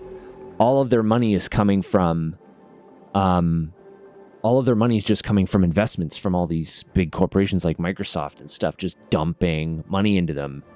And at some point, one of these companies is going to go, when am I going to make some of my money back off this investment? And they're going to go, oh, right. I guess we have to start charging customers a hefty fee for using our AI services so that we can start making profit. And then all these companies are going to realize that there's a fucking tendril in every single part of their product line that's going to cost a licensing fee, and they're going to go, oh, fuck, we're not paying that, and they're going to rip it all out, and that'll be the end. The bubble will pop. It's just a matter of time. They can't inject infinite amount of money into these companies forever. Someone asked a question to our senior VP last week about how our company plans to remain on the path of being energy efficient. Yeah.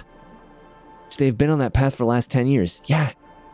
How are you going to be energy efficient when you boil an ocean to fucking ask a yes or no question of a language model?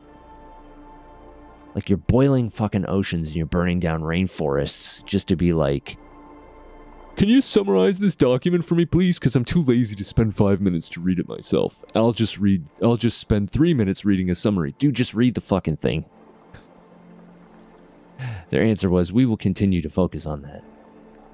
It's a perfect corporate non-answer. Perfect.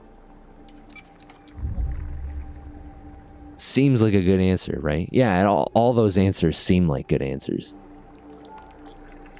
All right, I'm going to consume some more bright pollen here and take another sample. More animal tissue, unknown animal tissue. A silken root, spherical translucent ball. Is this a root? Great question. One final bridge stretches down to the southernmost pillar, its strands swaying with the rising current. All right, let's go check this last pillar in the pillar garden. It's wild. You got to run to do some errands. It is wild for sure. Okay, well, Mr. B, I appreciate you stopping by and saying hello and ranting about AI. Corporate bullshit. I always appreciate that. We should plan something. Yes, we should. It's summer, man. We absolutely should plan something. Let me know. Send me a message on Discord or whatevs. Yeah, absolutely. Enjoy your weekend, bud. Thanks for stopping by.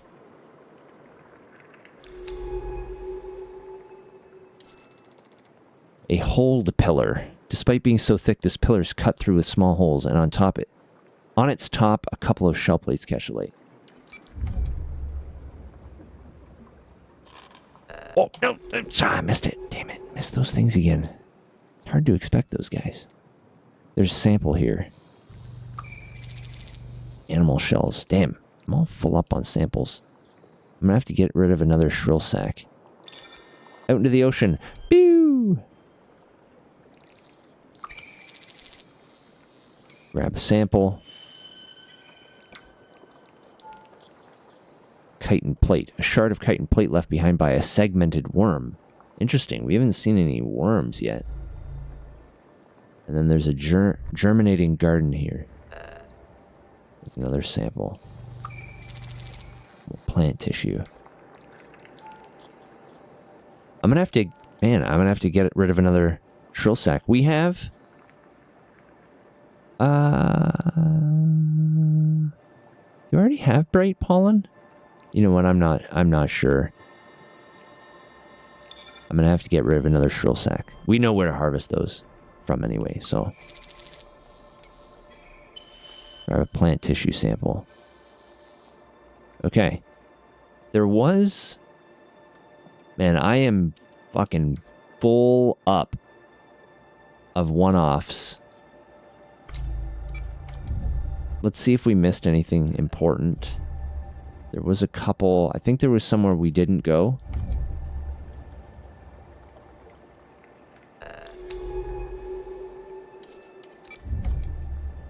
these weird little islands of calm here.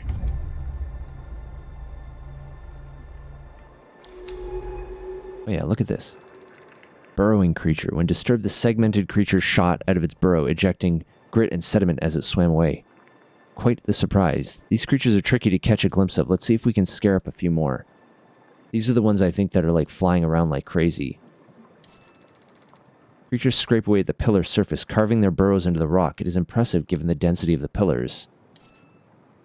Feathery pinnuel. Creatures left behind one of its delicate arms here. Perhaps in order to escape from a predator, we could take a sample of it. Could we? I guess I have Soothe Spore. We have samples of that too. Alright, let's get in here. These guys are going to fly off, I think. Yeah, so that's what those things shooting off were, those worms. And I'm wondering if this is the sample that we came out here for. A feather arm clogged with pollen from the pillar gardens. I think that was the thing we wanted on these islands. Okay. Let's see if there's any other islands we missed, though. We're basically full. I think we have pollen already. Bright pollen.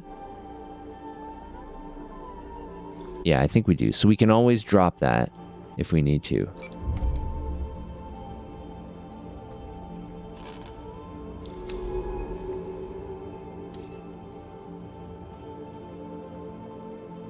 Where these tendrils meet, the feathery creatures are able to carefully clamber from one to another, leaving behind feathers as they do.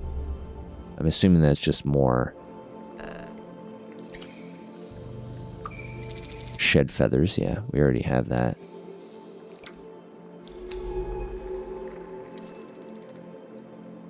More tangled tendrils.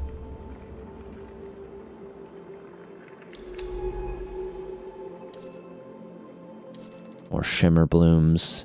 This impossibly thin pillar rises up from the murk like a pencil, sides marked by the faint strata of geological aeons.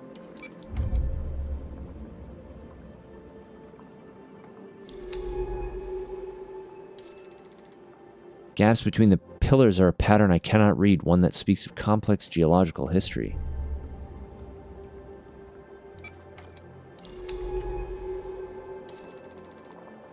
Two tendril bridges almost meet before disappearing into holes in the pillar. Are they rooted to the rock inside?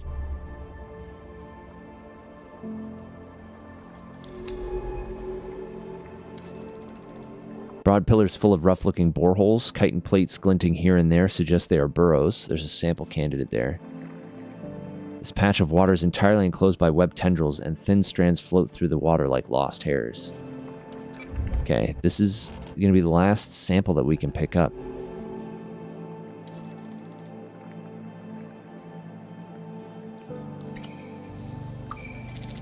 Another chitin plate. We already have one of those here. So let's see. Let's go for this one instead and see if there's something different here. Probably more chitin plates. Yeah.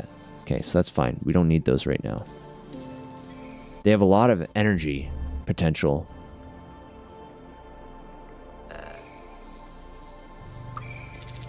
More silken strands. Twine tendrils are flat like blades of kelp and hold themselves taut between the pillar tops. Another burrowing creature. I've observed these creatures have a bright tail lure made from many thin, pointed plates. Wonder what its purpose. What is its purpose, I wonder? They bait the... Maybe they're predators? They bait the gardeners in, and that's why there was a severed gardener arm. Hi, kitty.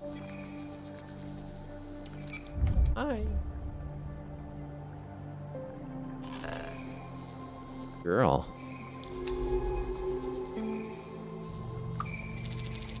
More bright pollen. Still waters. Open water. The green tendrils don't seem to reach east beyond this point, preferring instead to turn back into the protected waters south of here.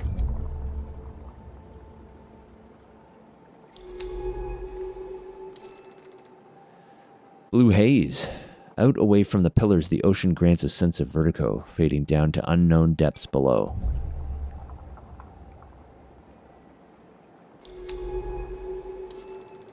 This pillar, unlike the others, lacks a garden of its own. Have the plants been cleared, or have they simply not reached this far yet?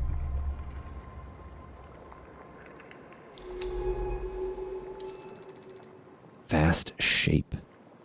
The light of the system's 3 suns falls onto something amber and huge to the east. It is almost like a pale orange cloud. Ooh, what is this? Shifting tentacle. This translucent tentacle doesn't have a fixed shape. Its individual parts instead cycle through developmental phases as they cohere. Okay, am I going to have to take a sample? I think we can get rid of bright pollen if I have to. What is this thing? Floating colony. These golden yellow streams of life shift around solid objects held suspended in the water. This creature is impossibly large. I don't even know how to start logging data on it, but I'll try. Are these bones, rocks, or something else? This hard barrier is webbed with pulsing nodes. To gain access, we would need to slice through it somehow. What are we looking at here? This appears to be a huge colonial life form. There are passageways inside, but unless we can cut this barrier, we can't reach them. This golden colony is overwhelming. Where to even begin? Thousands, maybe hundreds of thousands of zooids make up its shifting interior. It seems that the zooids are split into specialized functions and forms, from jellyfish-like medusoids to balloon-like bladders of gas. Crazy. Okay, time to get retrieved. I think that's all there is to discover out here in the Pillar Garden. That was interesting. It was an interesting trip.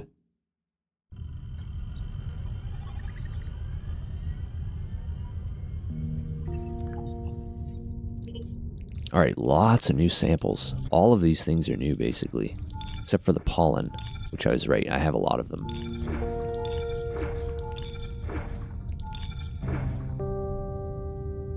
Okay. Oh, and I had one of these shells already, too. Whoops.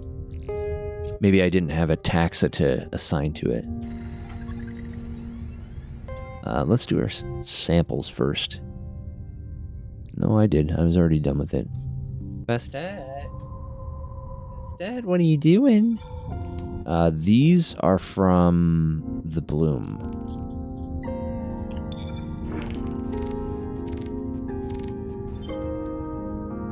Gardener updated. Shimmer bloom updated. I don't think I have one of those worms. Yeah, I don't have a taxa entry for them yet.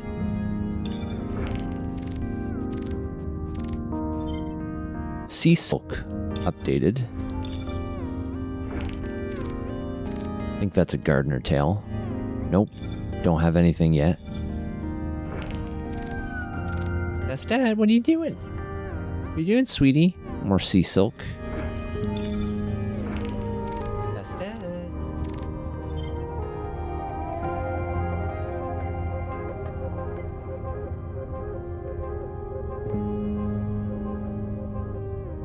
Oh, there's a baby crying. There's a baby crying out there. Just crying. Bristle carriers, the gardener. Plumosus topiaris. Gardeners are feathery, slow-moving creatures that live among the pillar garden flora. Their upper part is mainly composed of densely packed, fern-like arms. Underneath is a body resting on a dense profusion of short root-like legs that anchor the gardener but also enable it to walk, albeit very slowly. As gardeners move, they also rhythmically wave their arms, though it is unclear if this is for balance or as part of their pruning action within the petal gardens they inhabit. Gardeners don't do anything fast, but they do travel between pillars using the silken tendrils that grow between them. More analysis is needed to discern why and what their relationship to these gardens really is. Analysis of the gardener's feather, which I have called a pinule, have revealed the gardeners feed on the same thing they camouflage themselves as, the garden's petals. The gardener feather pinules have a razor-like edge, with which the gardener cuts away thin sections of petal to feed on without damaging the plant. However, unlike an actual feather, they contain nerves, suggesting the gardener can deliberately control them for precise pruning and for maneuvering in the water if they become dislodged from a tendril bridge. Quite why they risk such journeys, given their ineffective swimming, remains to be seen. Further study may unlock the puzzle of their purpose within the biome. Analysis of a gardener's arm filled with pinnules has shed some light on the relationship between them and the pillar gardens. The debris coating the sample is actually pollen from various garden species, suggesting that gardeners are an important part of the cross-pollination process. This means their contribution to the ecosystem is not just limited to pruning the blooms, they help propagate them too.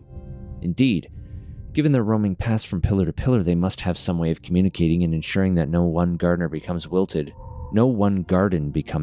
or overgrown. This could be a eusocial hive structure or a territorial signature they leave behind. Either way, they're a well-coordinated team of marine landscape gardeners. Oh, weird. That's not what I expected them to look like. Wow. That's weird. Feathery pinnules. Pollen gets caught in them. They have thin, flexible limbs where they walk, and a small, simple eye. Cool. Very cool. They're like mobile corals. Alright, and then we have some shimmer bloom notes. Analysis of a shimmer bloom shoot has revealed a coiled stalk which each shimmer bloom possesses, allowing them to control their height in the water. This means that if a shimmer bloom grows beyond the optimum depth for photosynthesis, it is able to extend its stalk and rise in the water toward the surface. However, due to the constant sunlight, which is an effective Gliese 667cc's tidally locked orbit, shimmer blooms also use this ability to retract themselves away from the sun in order to protect themselves from cell damage. These beautiful plants are highly attuned to their environment, and I can think of no better species to give Minet's name to. It is a name that deserves to live on in this place. I'm sorry I can't do more. Sulcultor Minet. Sketch. Nice. It is an extensible stalk, recessed stamens. There's a section view of them. Pollen-producing stamen. And a shimmer bloom garden, which looks like this. Sea silk. This bright green plant stretches its silken tendrils in long horizontal swaths between pillars in the east reef.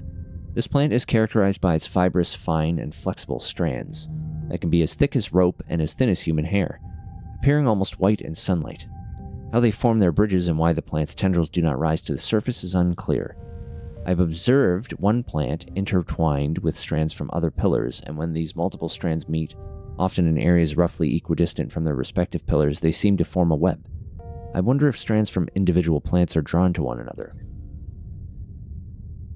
Analysis of a strand of sea silk has shown that it is in fact from two different plants that have somehow conjoined where they met. Moreover, there are younger growths formed near the end of each plant's strand, demonstrating their ability to form new shoots along their length, which must be why I've observed a web-like pattern in some of the tangles.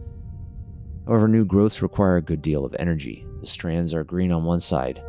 A sign of photosynthesis, no doubt, but their underside is distinctly darker and more porous looking. Are the strands able to absorb matter floating up from underneath them? I need to analyze a root structure or similar to find out more.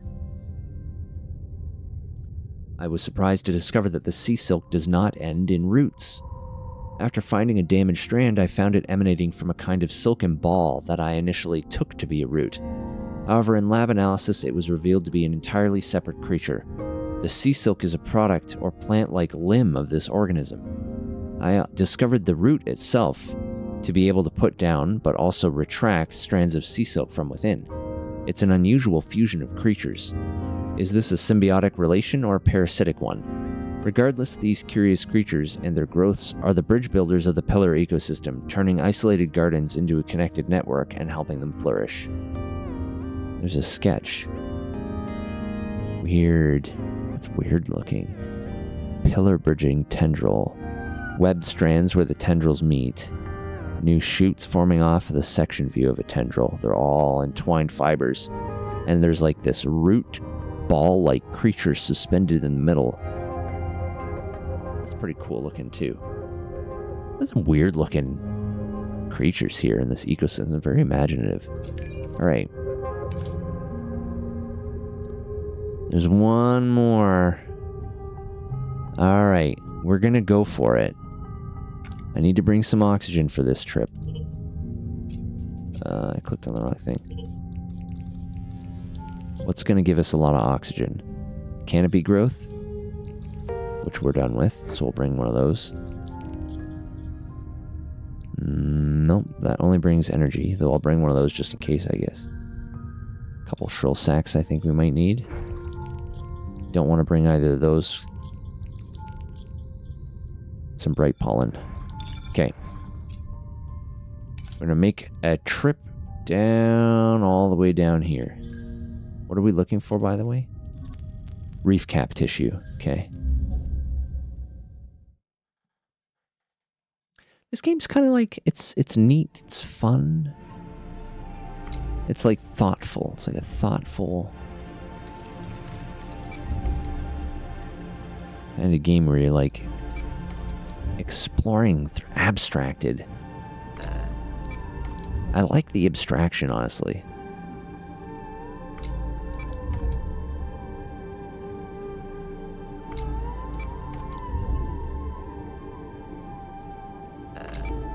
Just the environmental design in this game really does make it feel like I am underwater.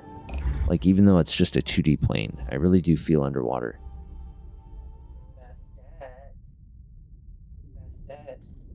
Okay, hold on a sec. I gotta go see what she's crying about. Hold on.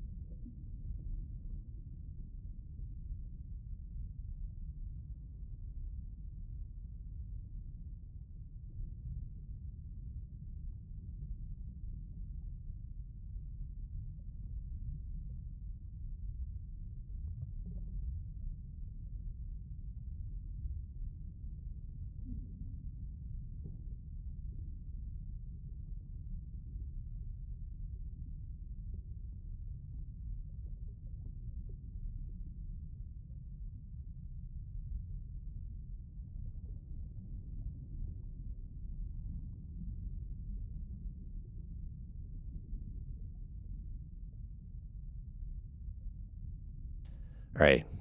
Sorry about that. Bastet is being very demanding. She wants me to pet her, but she won't come into the room. Sitting outside just like screaming at the top of her lungs. Oh, cats.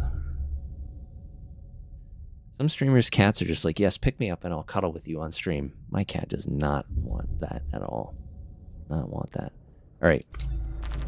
So we're going to throw on the propulsion system and then go all the way down here. All right. Ready? Go.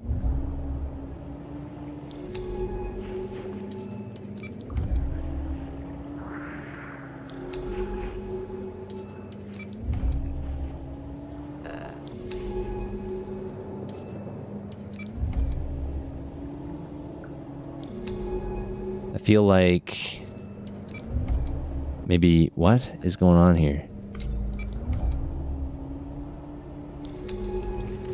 Yeah, that's not right. It's down here. So why can't I get down there?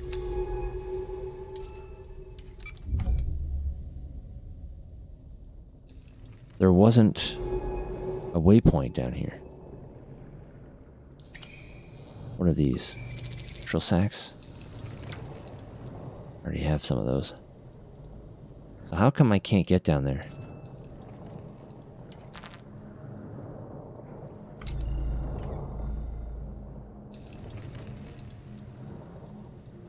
Maybe I have to go down here this way. All right. Let's see.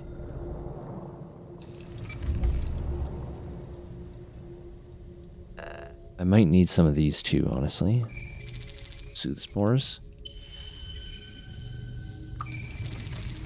Fast stat, come on now.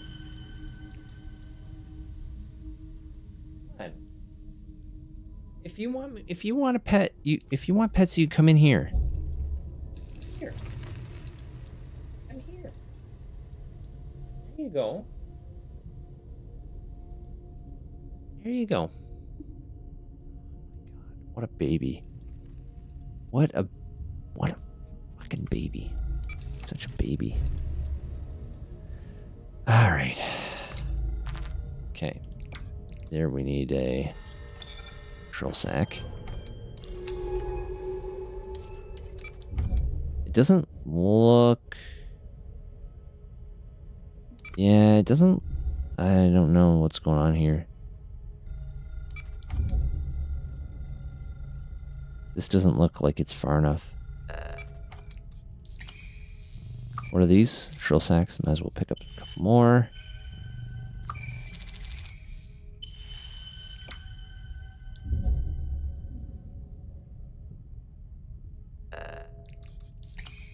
This is not stock root. I'm pretty sure that's not what I needed.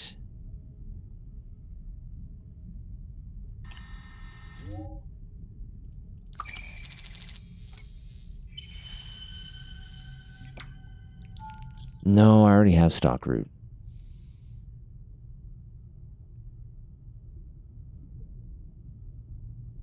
No, it's like down here. How do I get down there? I would have thought following the current would have been the way to get down. But that doesn't seem to be the case.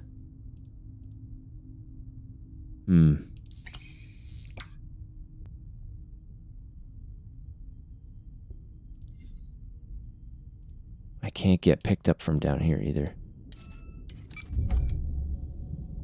Try from central and go topside.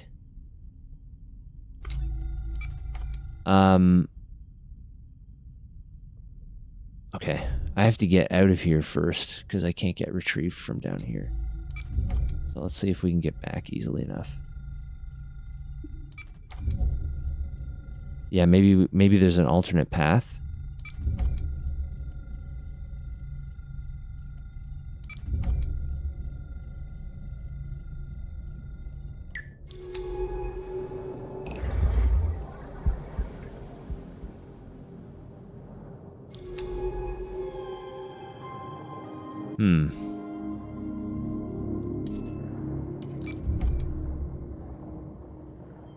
I already went that way, I think, right?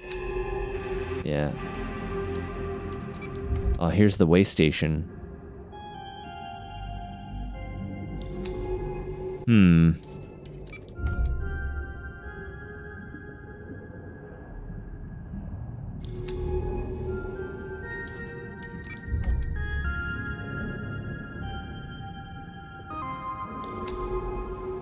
Okay, well...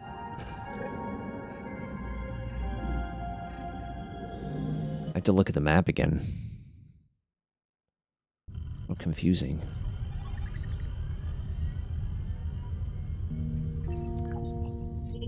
Okay. Yes, I have one of those routes already.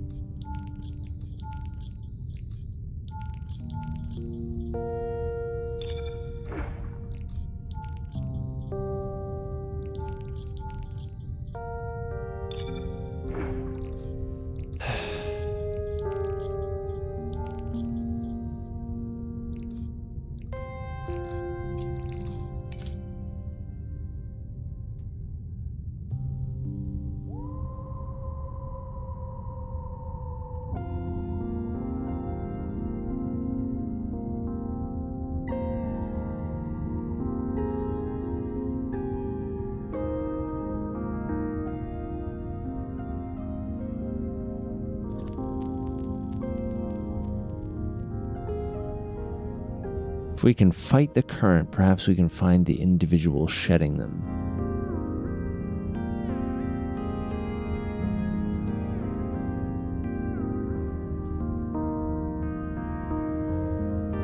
I don't know how to get there.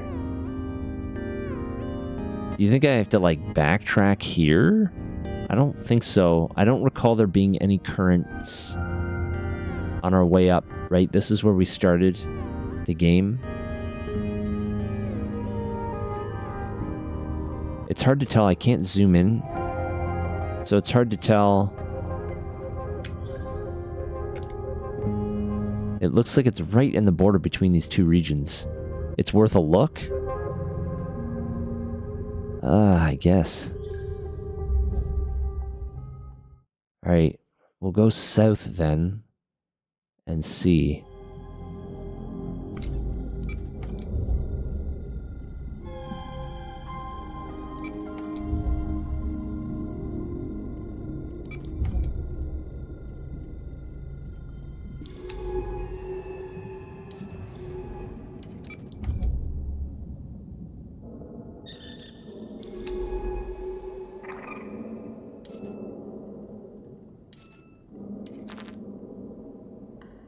Ugh.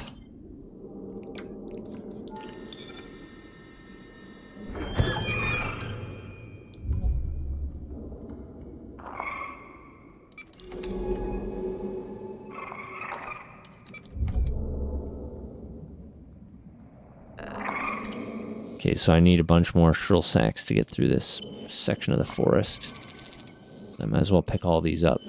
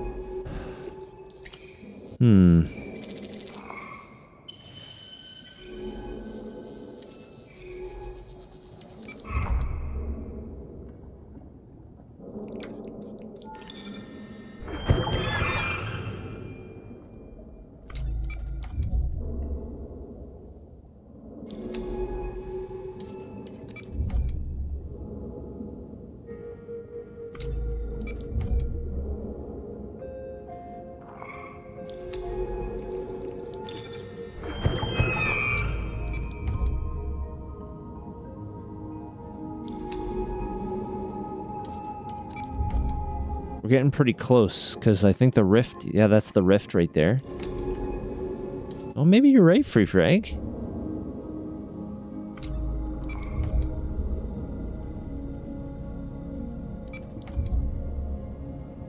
You know what? You're right. You're 100% right. Awesome. Okay, well done.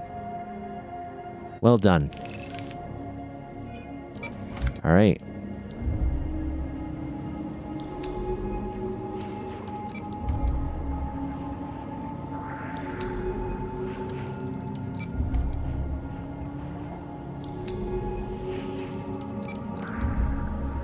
Come on.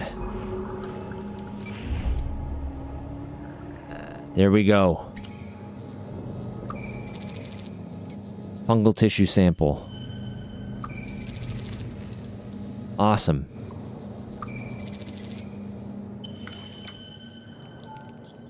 Cap section. Section of gilled cap tissue from a sporing stalk. All right. And then we can just get picked up from here. Awesome. I'm glad you're here, Free Frag, because I think I would have talked myself out of doing that. I would have just given up and gone somewhere else for now.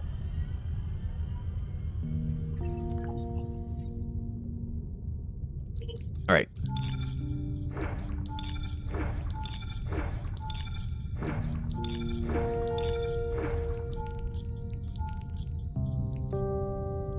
Keep the canopy growth for now, and a single, maybe 2 shrill sacks. Go to the lab and analyze that cap section. Reef cap updated.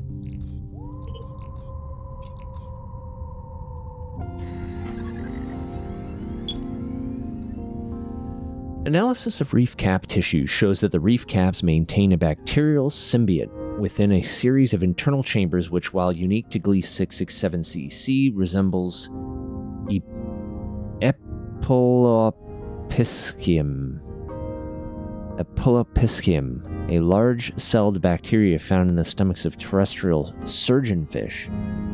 Epilopiscium, whatever, helps surgeonfish break down algae effectively, and the reef cap's bacteria seem to do the same, with traces of algae-like growths found within the cap chambers. Where is this algae coming from? However the caps receive it, this algae is allowing the caps to grow bacterial colonies, which then reduce themselves to endospores when the algae is digested. These endospores are then released to the stocks in the local area to renew the strength of their colonies.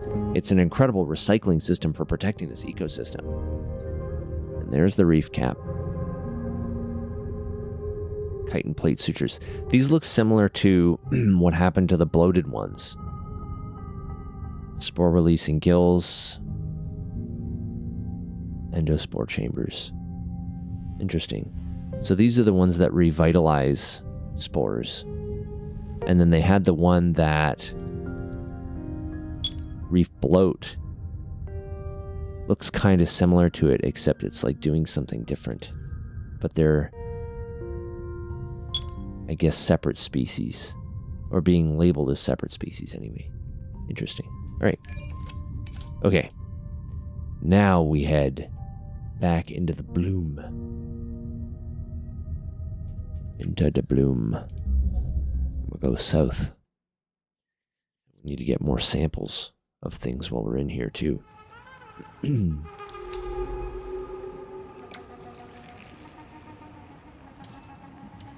Take some of these with us.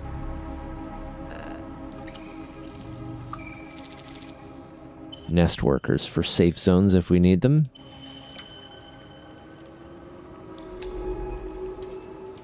Let's see if there's anything up here. No. As far north as we can go, a giant, vast bloom desert.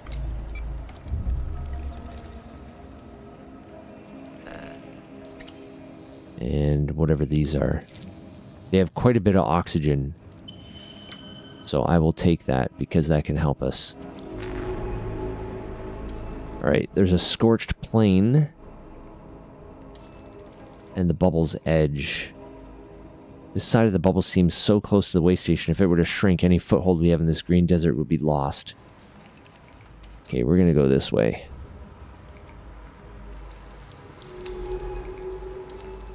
Worn equipment. It's impossible to tell what this scrap once was. Been too oxidized.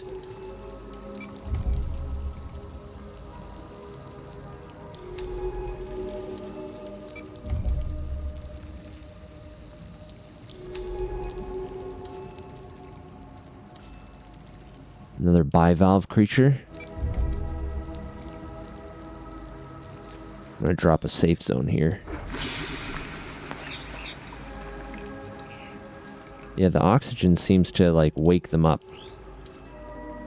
When active, these creatures feed directly on the microbial growth of the bloom, rapidly clearing a patch of oxygenated water. Growths clump in the eaten away dents in the rock floor as if tunneling into the planet.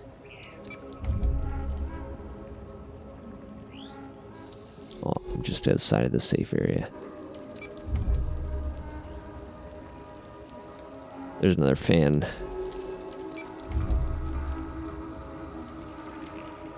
Ooh. Twisting in the direction of the bloom's flow, this fan cuts a slit of clear water through the microbial clouds. Bloom fan. I'm naming these bloom fans. When we finally get to this place, I'll update the base's taxonomy logs. Pale, delicate fans that feed on the bloom by filtering it through their bodies using a catalytic dust to counter its toxicity. A microbial colony that filters it.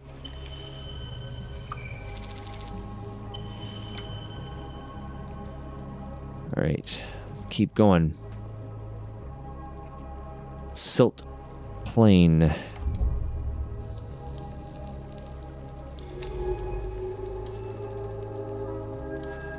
We'll head this way.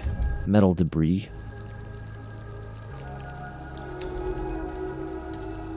An abandoned base.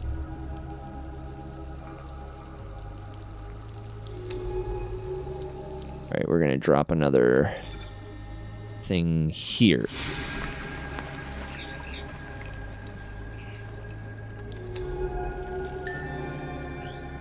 Bivalve bloom vein. What a name.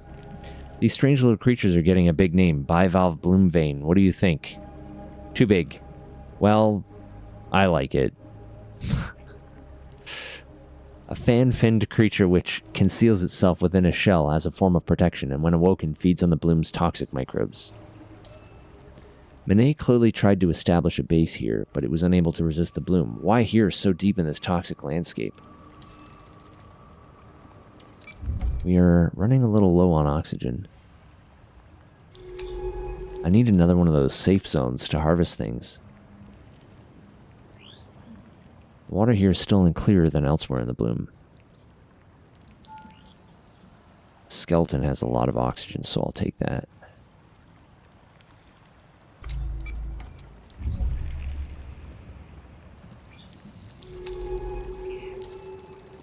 More metal traces. What do we got here? Bloom growths.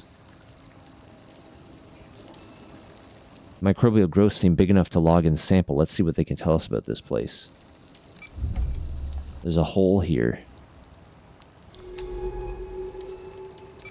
Overgrown hole. We can descend in. Dark green bubbles that form in the most dense areas of the bloom where there's little current. Bloom froth. We won't get much from observing this stuff. I've logged the species. Let's analyze samples back at the base. Is it safe down here? It is.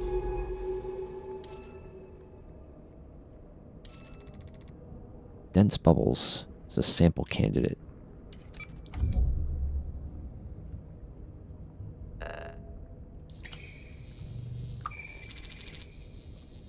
Bacterial colony.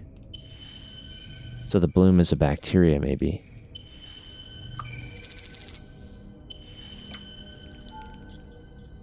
A bubble growth sampled from deep in the bloom. A metal seal. Corroded into the tunnel mouth. This seal is stuck fast. The only way in would be to cut straight through. We don't have anything to cut with. Sealed shut. Did Manet do this? It looks older. This has been here a long time. Interesting. Right. One last ad break. I feel like I've taken a lot of breaks. The cat.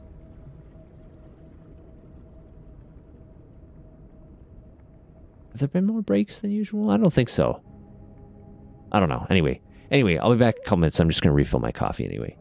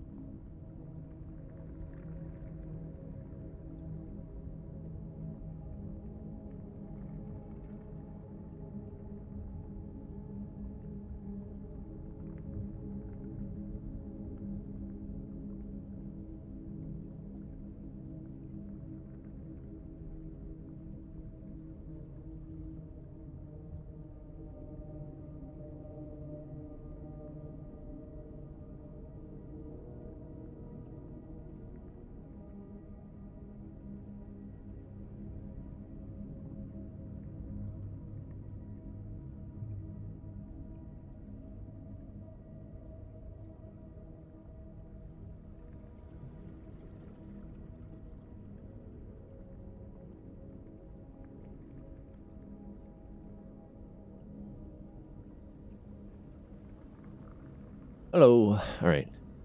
Most of my ad banner stuff's not working anymore. I don't know if something went wrong with StreamerBot.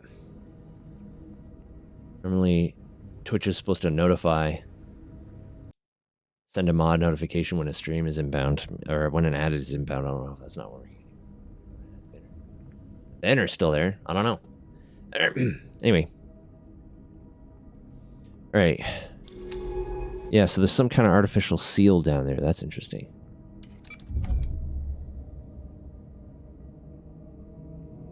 All right, back up into the bloom. So maybe like some... I wonder if this is an human-made ecological disaster. More sampling? No, I already have bloom bubbles. I'm all full up on those. I wonder if Manet did this.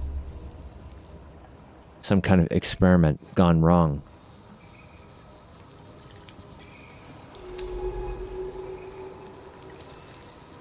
And tried to seal up the source down there, maybe. You blame the corpse? You know what? That's a fair assumption to make. It's always those damn corpos. Alright, well, there's gonna be... How many fan dusts are here? 3? And I've got 3, so I might as well recycle these 3 and take 3 more. You can't go wrong if you just blame the corpos by default. Alright, rock outcrop.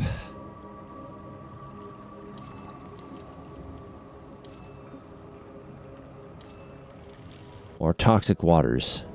We do need to go south. I'd like to see... This rock looks almost like a fossilized flower. Maybe there's something up here. Nah, just another bivalve bloom vein. We're gonna keep going south. Look for this lab. Maybe there's a way station down here too.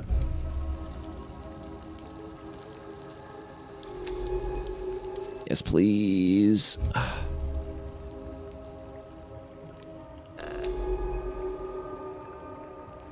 Alright, and I can do the same thing here.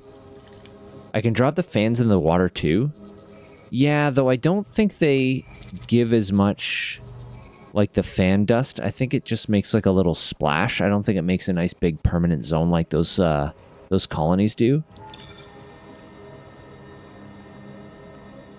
If I drop one there...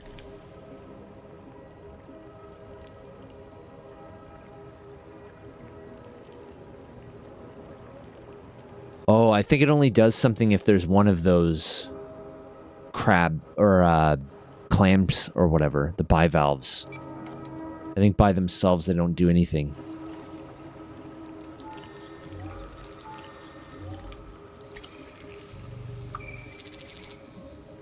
It's just dust, so it's just enough to stimulate those.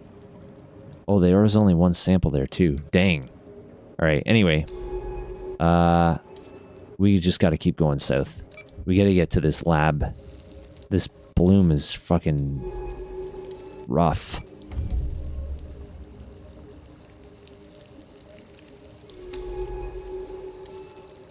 Burning plain. That sounds fun. Keep going, research site. There's a clean area there. Bloom lab. Ugh. This place was pressurized at some point and must have taken months of work to establish this lab, and just weeks of corrosion for it to fall into ruin. Looks like Manet was gathering those mineral skeletons, studying them. What secrets have you uncovered, Manet? How are these strange silicon spheres worth all this? Beyond the bubble, the angular shape of the lab's second module sits silent, wrapped with cords of microbial growth.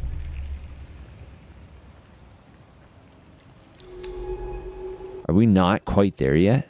Melted module. These modules are so rapidly melting away.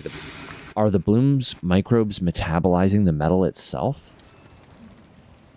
Crystal cylinders. As we are now, Manet must have relied on the protective bubble these spheres provide to study the bloom in its ecosystem. Dissected skeletons. The equipment here suggests Manet was studying the mineral skeletons. Where she has cut through, the silica shines pure silver.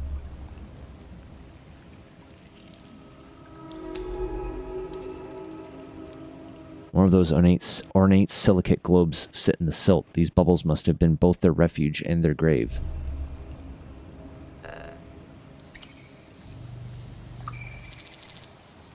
Sphere fragment. And more crystal cylinders.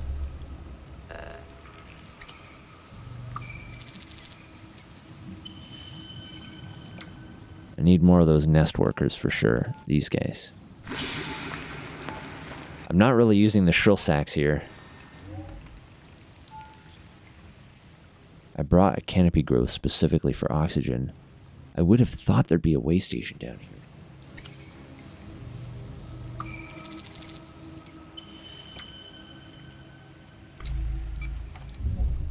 Alright.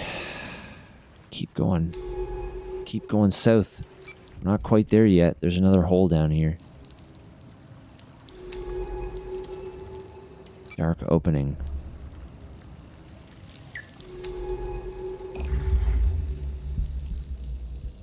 Is it safe down here? It is. The bloom doesn't seem to come down here. Steel passage. Manet must have laid this under the lab when she constructed it. The water is clearer here, shielded from the microbial clouds.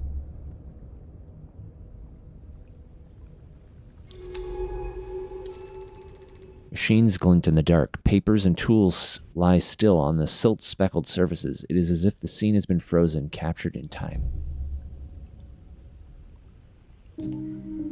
This is not just a lab, it's a workshop. She was building something down here. It's a suit. It looks like she was modifying an old atmospheric hard suit. How deep was she planning to go? These are verified for beyond 1,000 meters. I'm going to see what I can pull from the notes and documents here. Some of them are still partially readable. The lack of water flow must have kept them in good condition. She was definitely speccing this suit for use beyond the drop-off, modifying it with the silicate skeletons. Artificers, she calls them. Exoskeletons of nanofibrous geothite, protecting a silicon carbide core. The pressure resistance of their exoskeleton is unprecedented for a biological material. That would take the depth rating of the hard suit well past 3,000 meters. Incredible. But why go over the drop-off at all? What was pushing her forward? She was incredibly driven, desperate even. She mentioned sending ROVs down to the abyssal plane cobbled together from bits of the base. All of them were lost, and her work on the suit failed. That's where the notes seem to end. The most recent document mentions another way. Did she make it? How? The suit was so close to completion, why abandon it? We have to make that dive. If I can fix up this suit, we can take it over the drop-off. Perhaps Manet managed it. We need to follow. I can do this. We can do this. Let's get back outside and call in the drone. So she found another way. And there are potentially artificial... These spheres might be artificial, not biological. That would mean... what? Aliens? Or at least an alien intelligence, like maybe the reef has some kind of collective intelligence and they had a directed evolution. That's how they build things. Consciously directed evolution. Glad to see her back online. Sorry for the rush, but we've got to move. I've been going through Manet's notes from her lab, and from what I can tell, she attempted a free dive over the drop-off with no suit.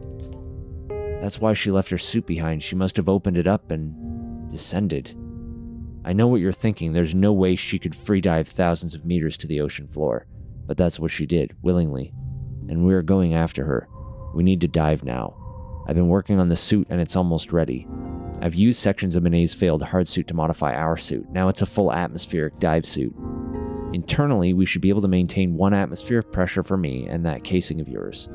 It'll work just like before, but our depth rating is massively increased. We can hit 2, maybe 3,000 meters. The suit is in the bay, so load whatever samples you need. I've marked the drop-off on the map. We can dive there directly and search for any evidence there. I have no idea why she would do this. It's suicide. But she seemed to believe she could do it. Get ready to go. I'll be waiting.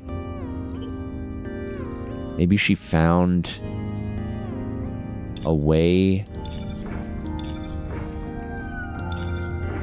to metabolize something? Something she found that would...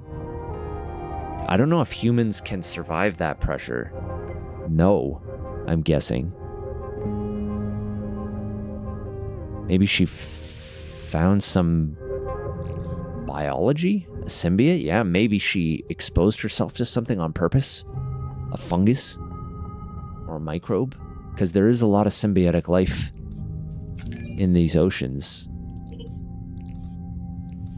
Alright, what do we got here? Bloom bubble.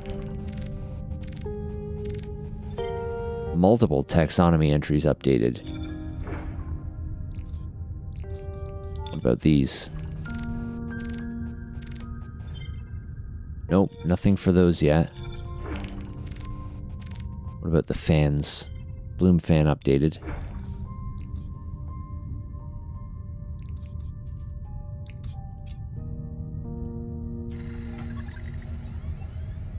Bivalve bloom vein. Bloom veins conceal themselves in bronze-colored shells most of the time, only coming out when the opportunity to feed presents itself. Highly attuned to the currents and flows of the bloom, bivalve bloom veins take advantage of any break in the bloom's flow to unfold from their shells and feed. They feed primarily on the bloom's microbial growth itself, able to quickly establish and maintain a feeding zone of oxygenated water. When a bloom vein tires, it will then retreat back into its shell, burying itself in the silt once more. So that's what the fan microbes do to the bloom veins. They stimulate them out of hiding, and then while they're feeding, they keep an area clear.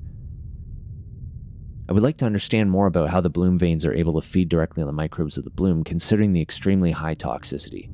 Perhaps something we uncover here could be useful for future expeditions into the unforgiving landscape of the bloom. Sampling and analyzing bubble growth from the bloom shows that they are a form of algae, but with incredible adaptability.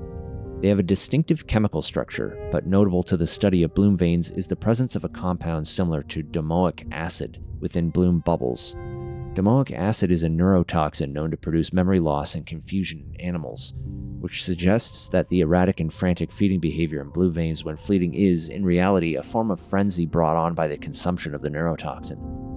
How this process isn't deadly to the bloom veins is unclear. The volumes of neurotoxin they are consuming are vast, enough to kill a human adult. Perhaps if I can directly examine a bloom vein, or at least its shell, I can understand their resistance. We have bloom fans.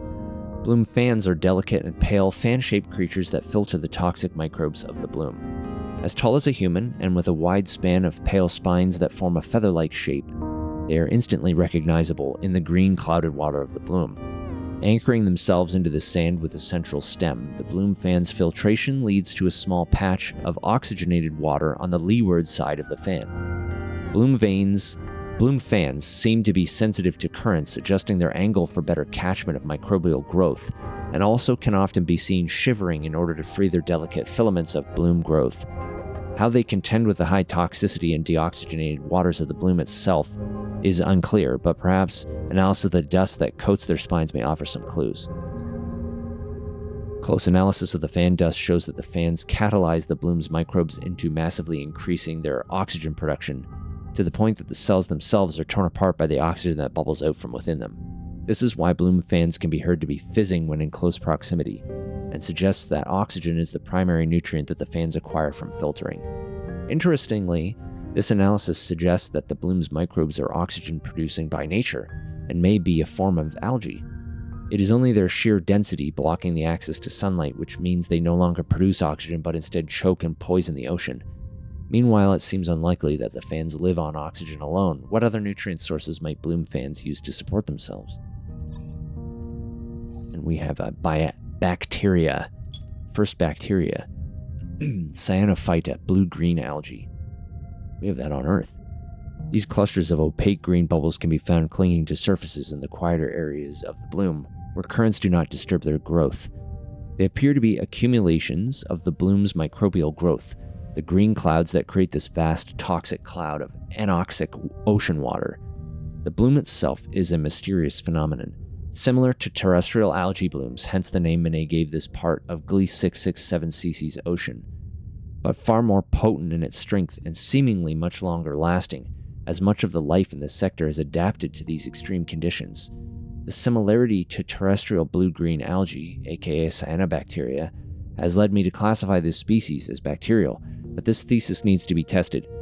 Perhaps by analyzing this froth, we can understand the underlying chemical process taking place here. Laboratory analysis of the froth has shown that each large bead in the bloom froth is a single microbial colony, bound by a gelatinous film, much like terrestrial cyanobacteria of the order Nostacales. However, unlike this terrestrial species, the bloom froth displays an incredible ability to actively modify their internal chemistry to whatever conditions they find themselves in. Most bloom froth appears to have diverted to consuming metallic compounds, found in unusual abundance in the region of the bloom, rather than sunlight. This has led to the bacteria outputting large volumes of neurotoxins rather than oxygen. It is this which has left the bloom both anoxic and toxic. To understand more, we need to find the source of this destructive bacteria. I'm wondering if there was a contaminant, because part of the thing that Ellery here has been trying to figure out is how this planet with all of this life was missed on previous surveys. And I'm wondering if there was some kind of earthbound contaminant in the ocean that kickstarted like all of this evolution and adaptability. Or if it was some kind of alien contamination that's not Earth. Or if the life was hiding or being hidden. There's a lot of possibilities there. We have another log entry. Personal log 01-2216, Dr. Ellery Vess. Oh, here we go. Yeah, log 03. Finding that laboratory in the bloom, it is almost like working with Manet again. I still have some good memories of Kepler 62F. Hours diving beneath the ice in that crystalline ocean, sampling the mineral deposits that Manet claimed were evidence of life. Our synchronized rhythms in the lab, working silently but in concert. Lying beside her in the too narrow berth, the creak of pack ice rattling down the base's spine. But those memories come with unwelcome ones attached, ones of Manet's quiet judgment, her deep sadness, her flaring anger. For a few short months, that subglacial ocean was ours. Blocked from the universe outside by 5 kilometers of ice, its secrets were our own. But then Manet had other secrets too. It seems like I will never escape her secrets. Here I am, living among them, drowning in them, picking through them in search of answers. Maybe a not particularly healthy relationship. Okay. So we have some requests for more bloom.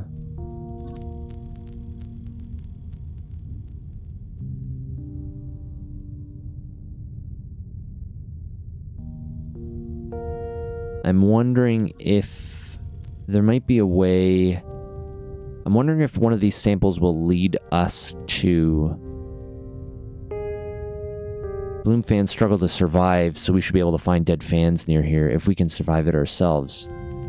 Highest levels of toxicity surround this hole in the bloom's central ridge. If we could get below this point, we could sample the bloom's source. These still trapping outcrops look to have favorable conditions for bloom veins. If we want to study them, this would be a good place to look. I think maybe we'll go for this one first, because if there's a way that we can harden our suit against the corrosive effects of the bloom, then getting these other two might be easier. So let's drop in here and go southeast and see if we can get a good thing there. I need something with some oxygen. It's got a lot of oxygen in it. Cap section. Because I think everything else has been sampled. Almost everything.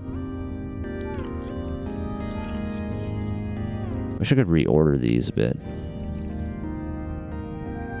This one and these two have not been sampled. And this is... Why has this not been sampled yet? I don't have the nest workers. Maybe I haven't got enough specimens of them yet, I think is the problem.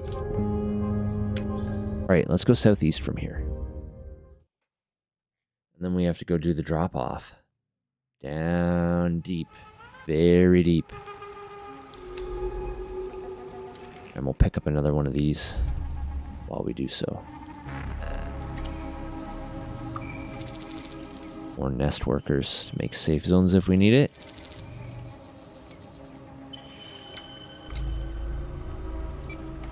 And another silicate skeleton, because those have huge amount of oxygen potential.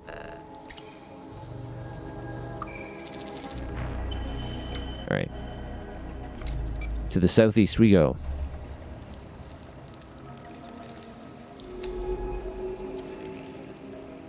More metal traces.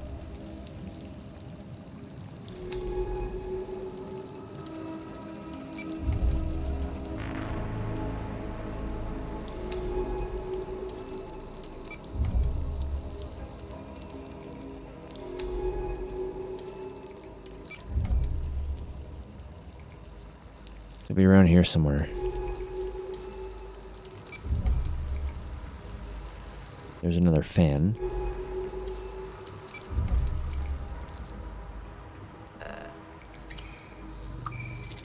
If we find some bivalves, we can create safe areas out of them.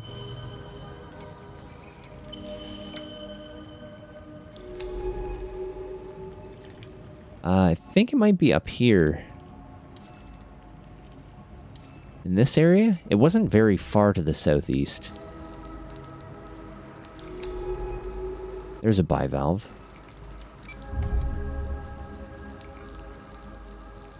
Let's drop one of these on it.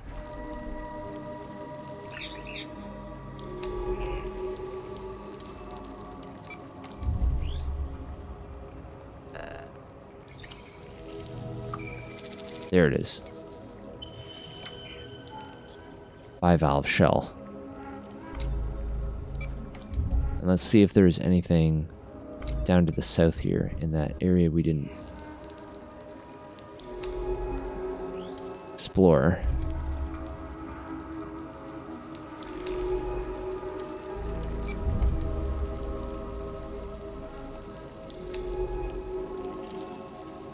Blackened rocks.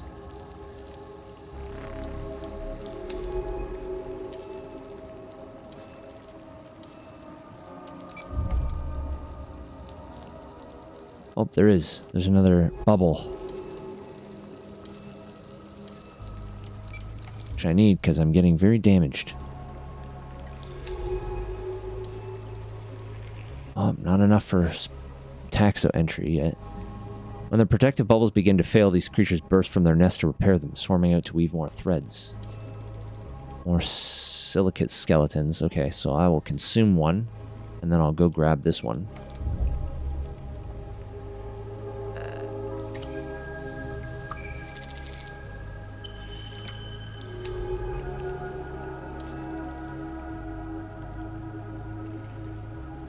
Splitting the bloom, this vast ridge descends to the north where it may be possible to cross. More crystal cylinders. Already kind of full up on those.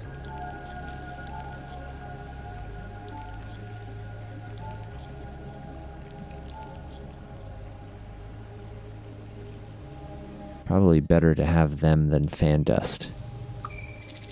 These make a nice big area of safety. The dust needs a bivalve, and the area is not nearly as large. Oh, that's it for here anyway, it looks like.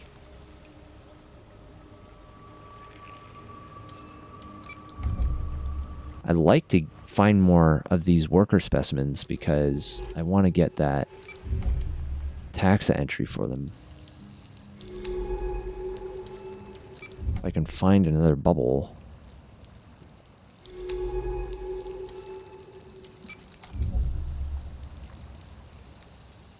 There's another fan.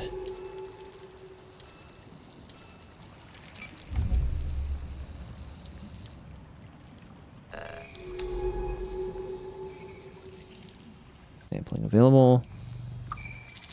Full.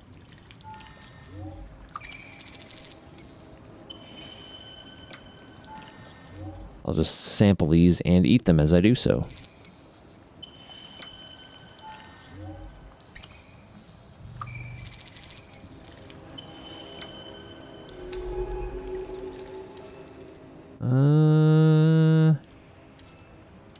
Let's go up here first. There's like an interesting feature up here.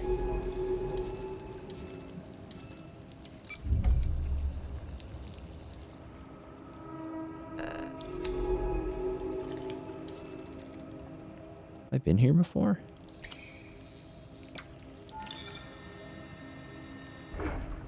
Bivalve, I think.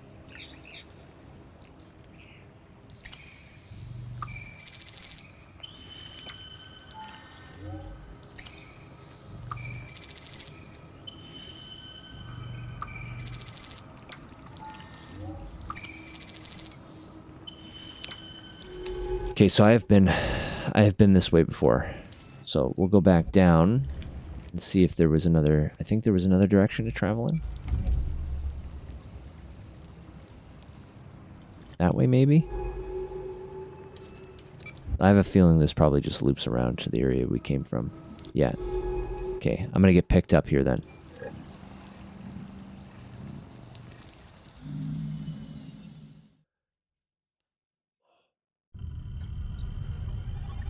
Maybe that bivalve research will give us some way to survive the bloom better.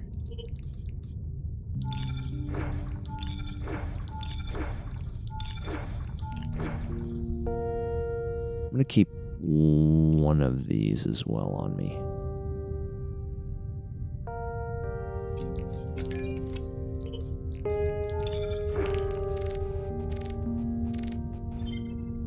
Bivalve updated.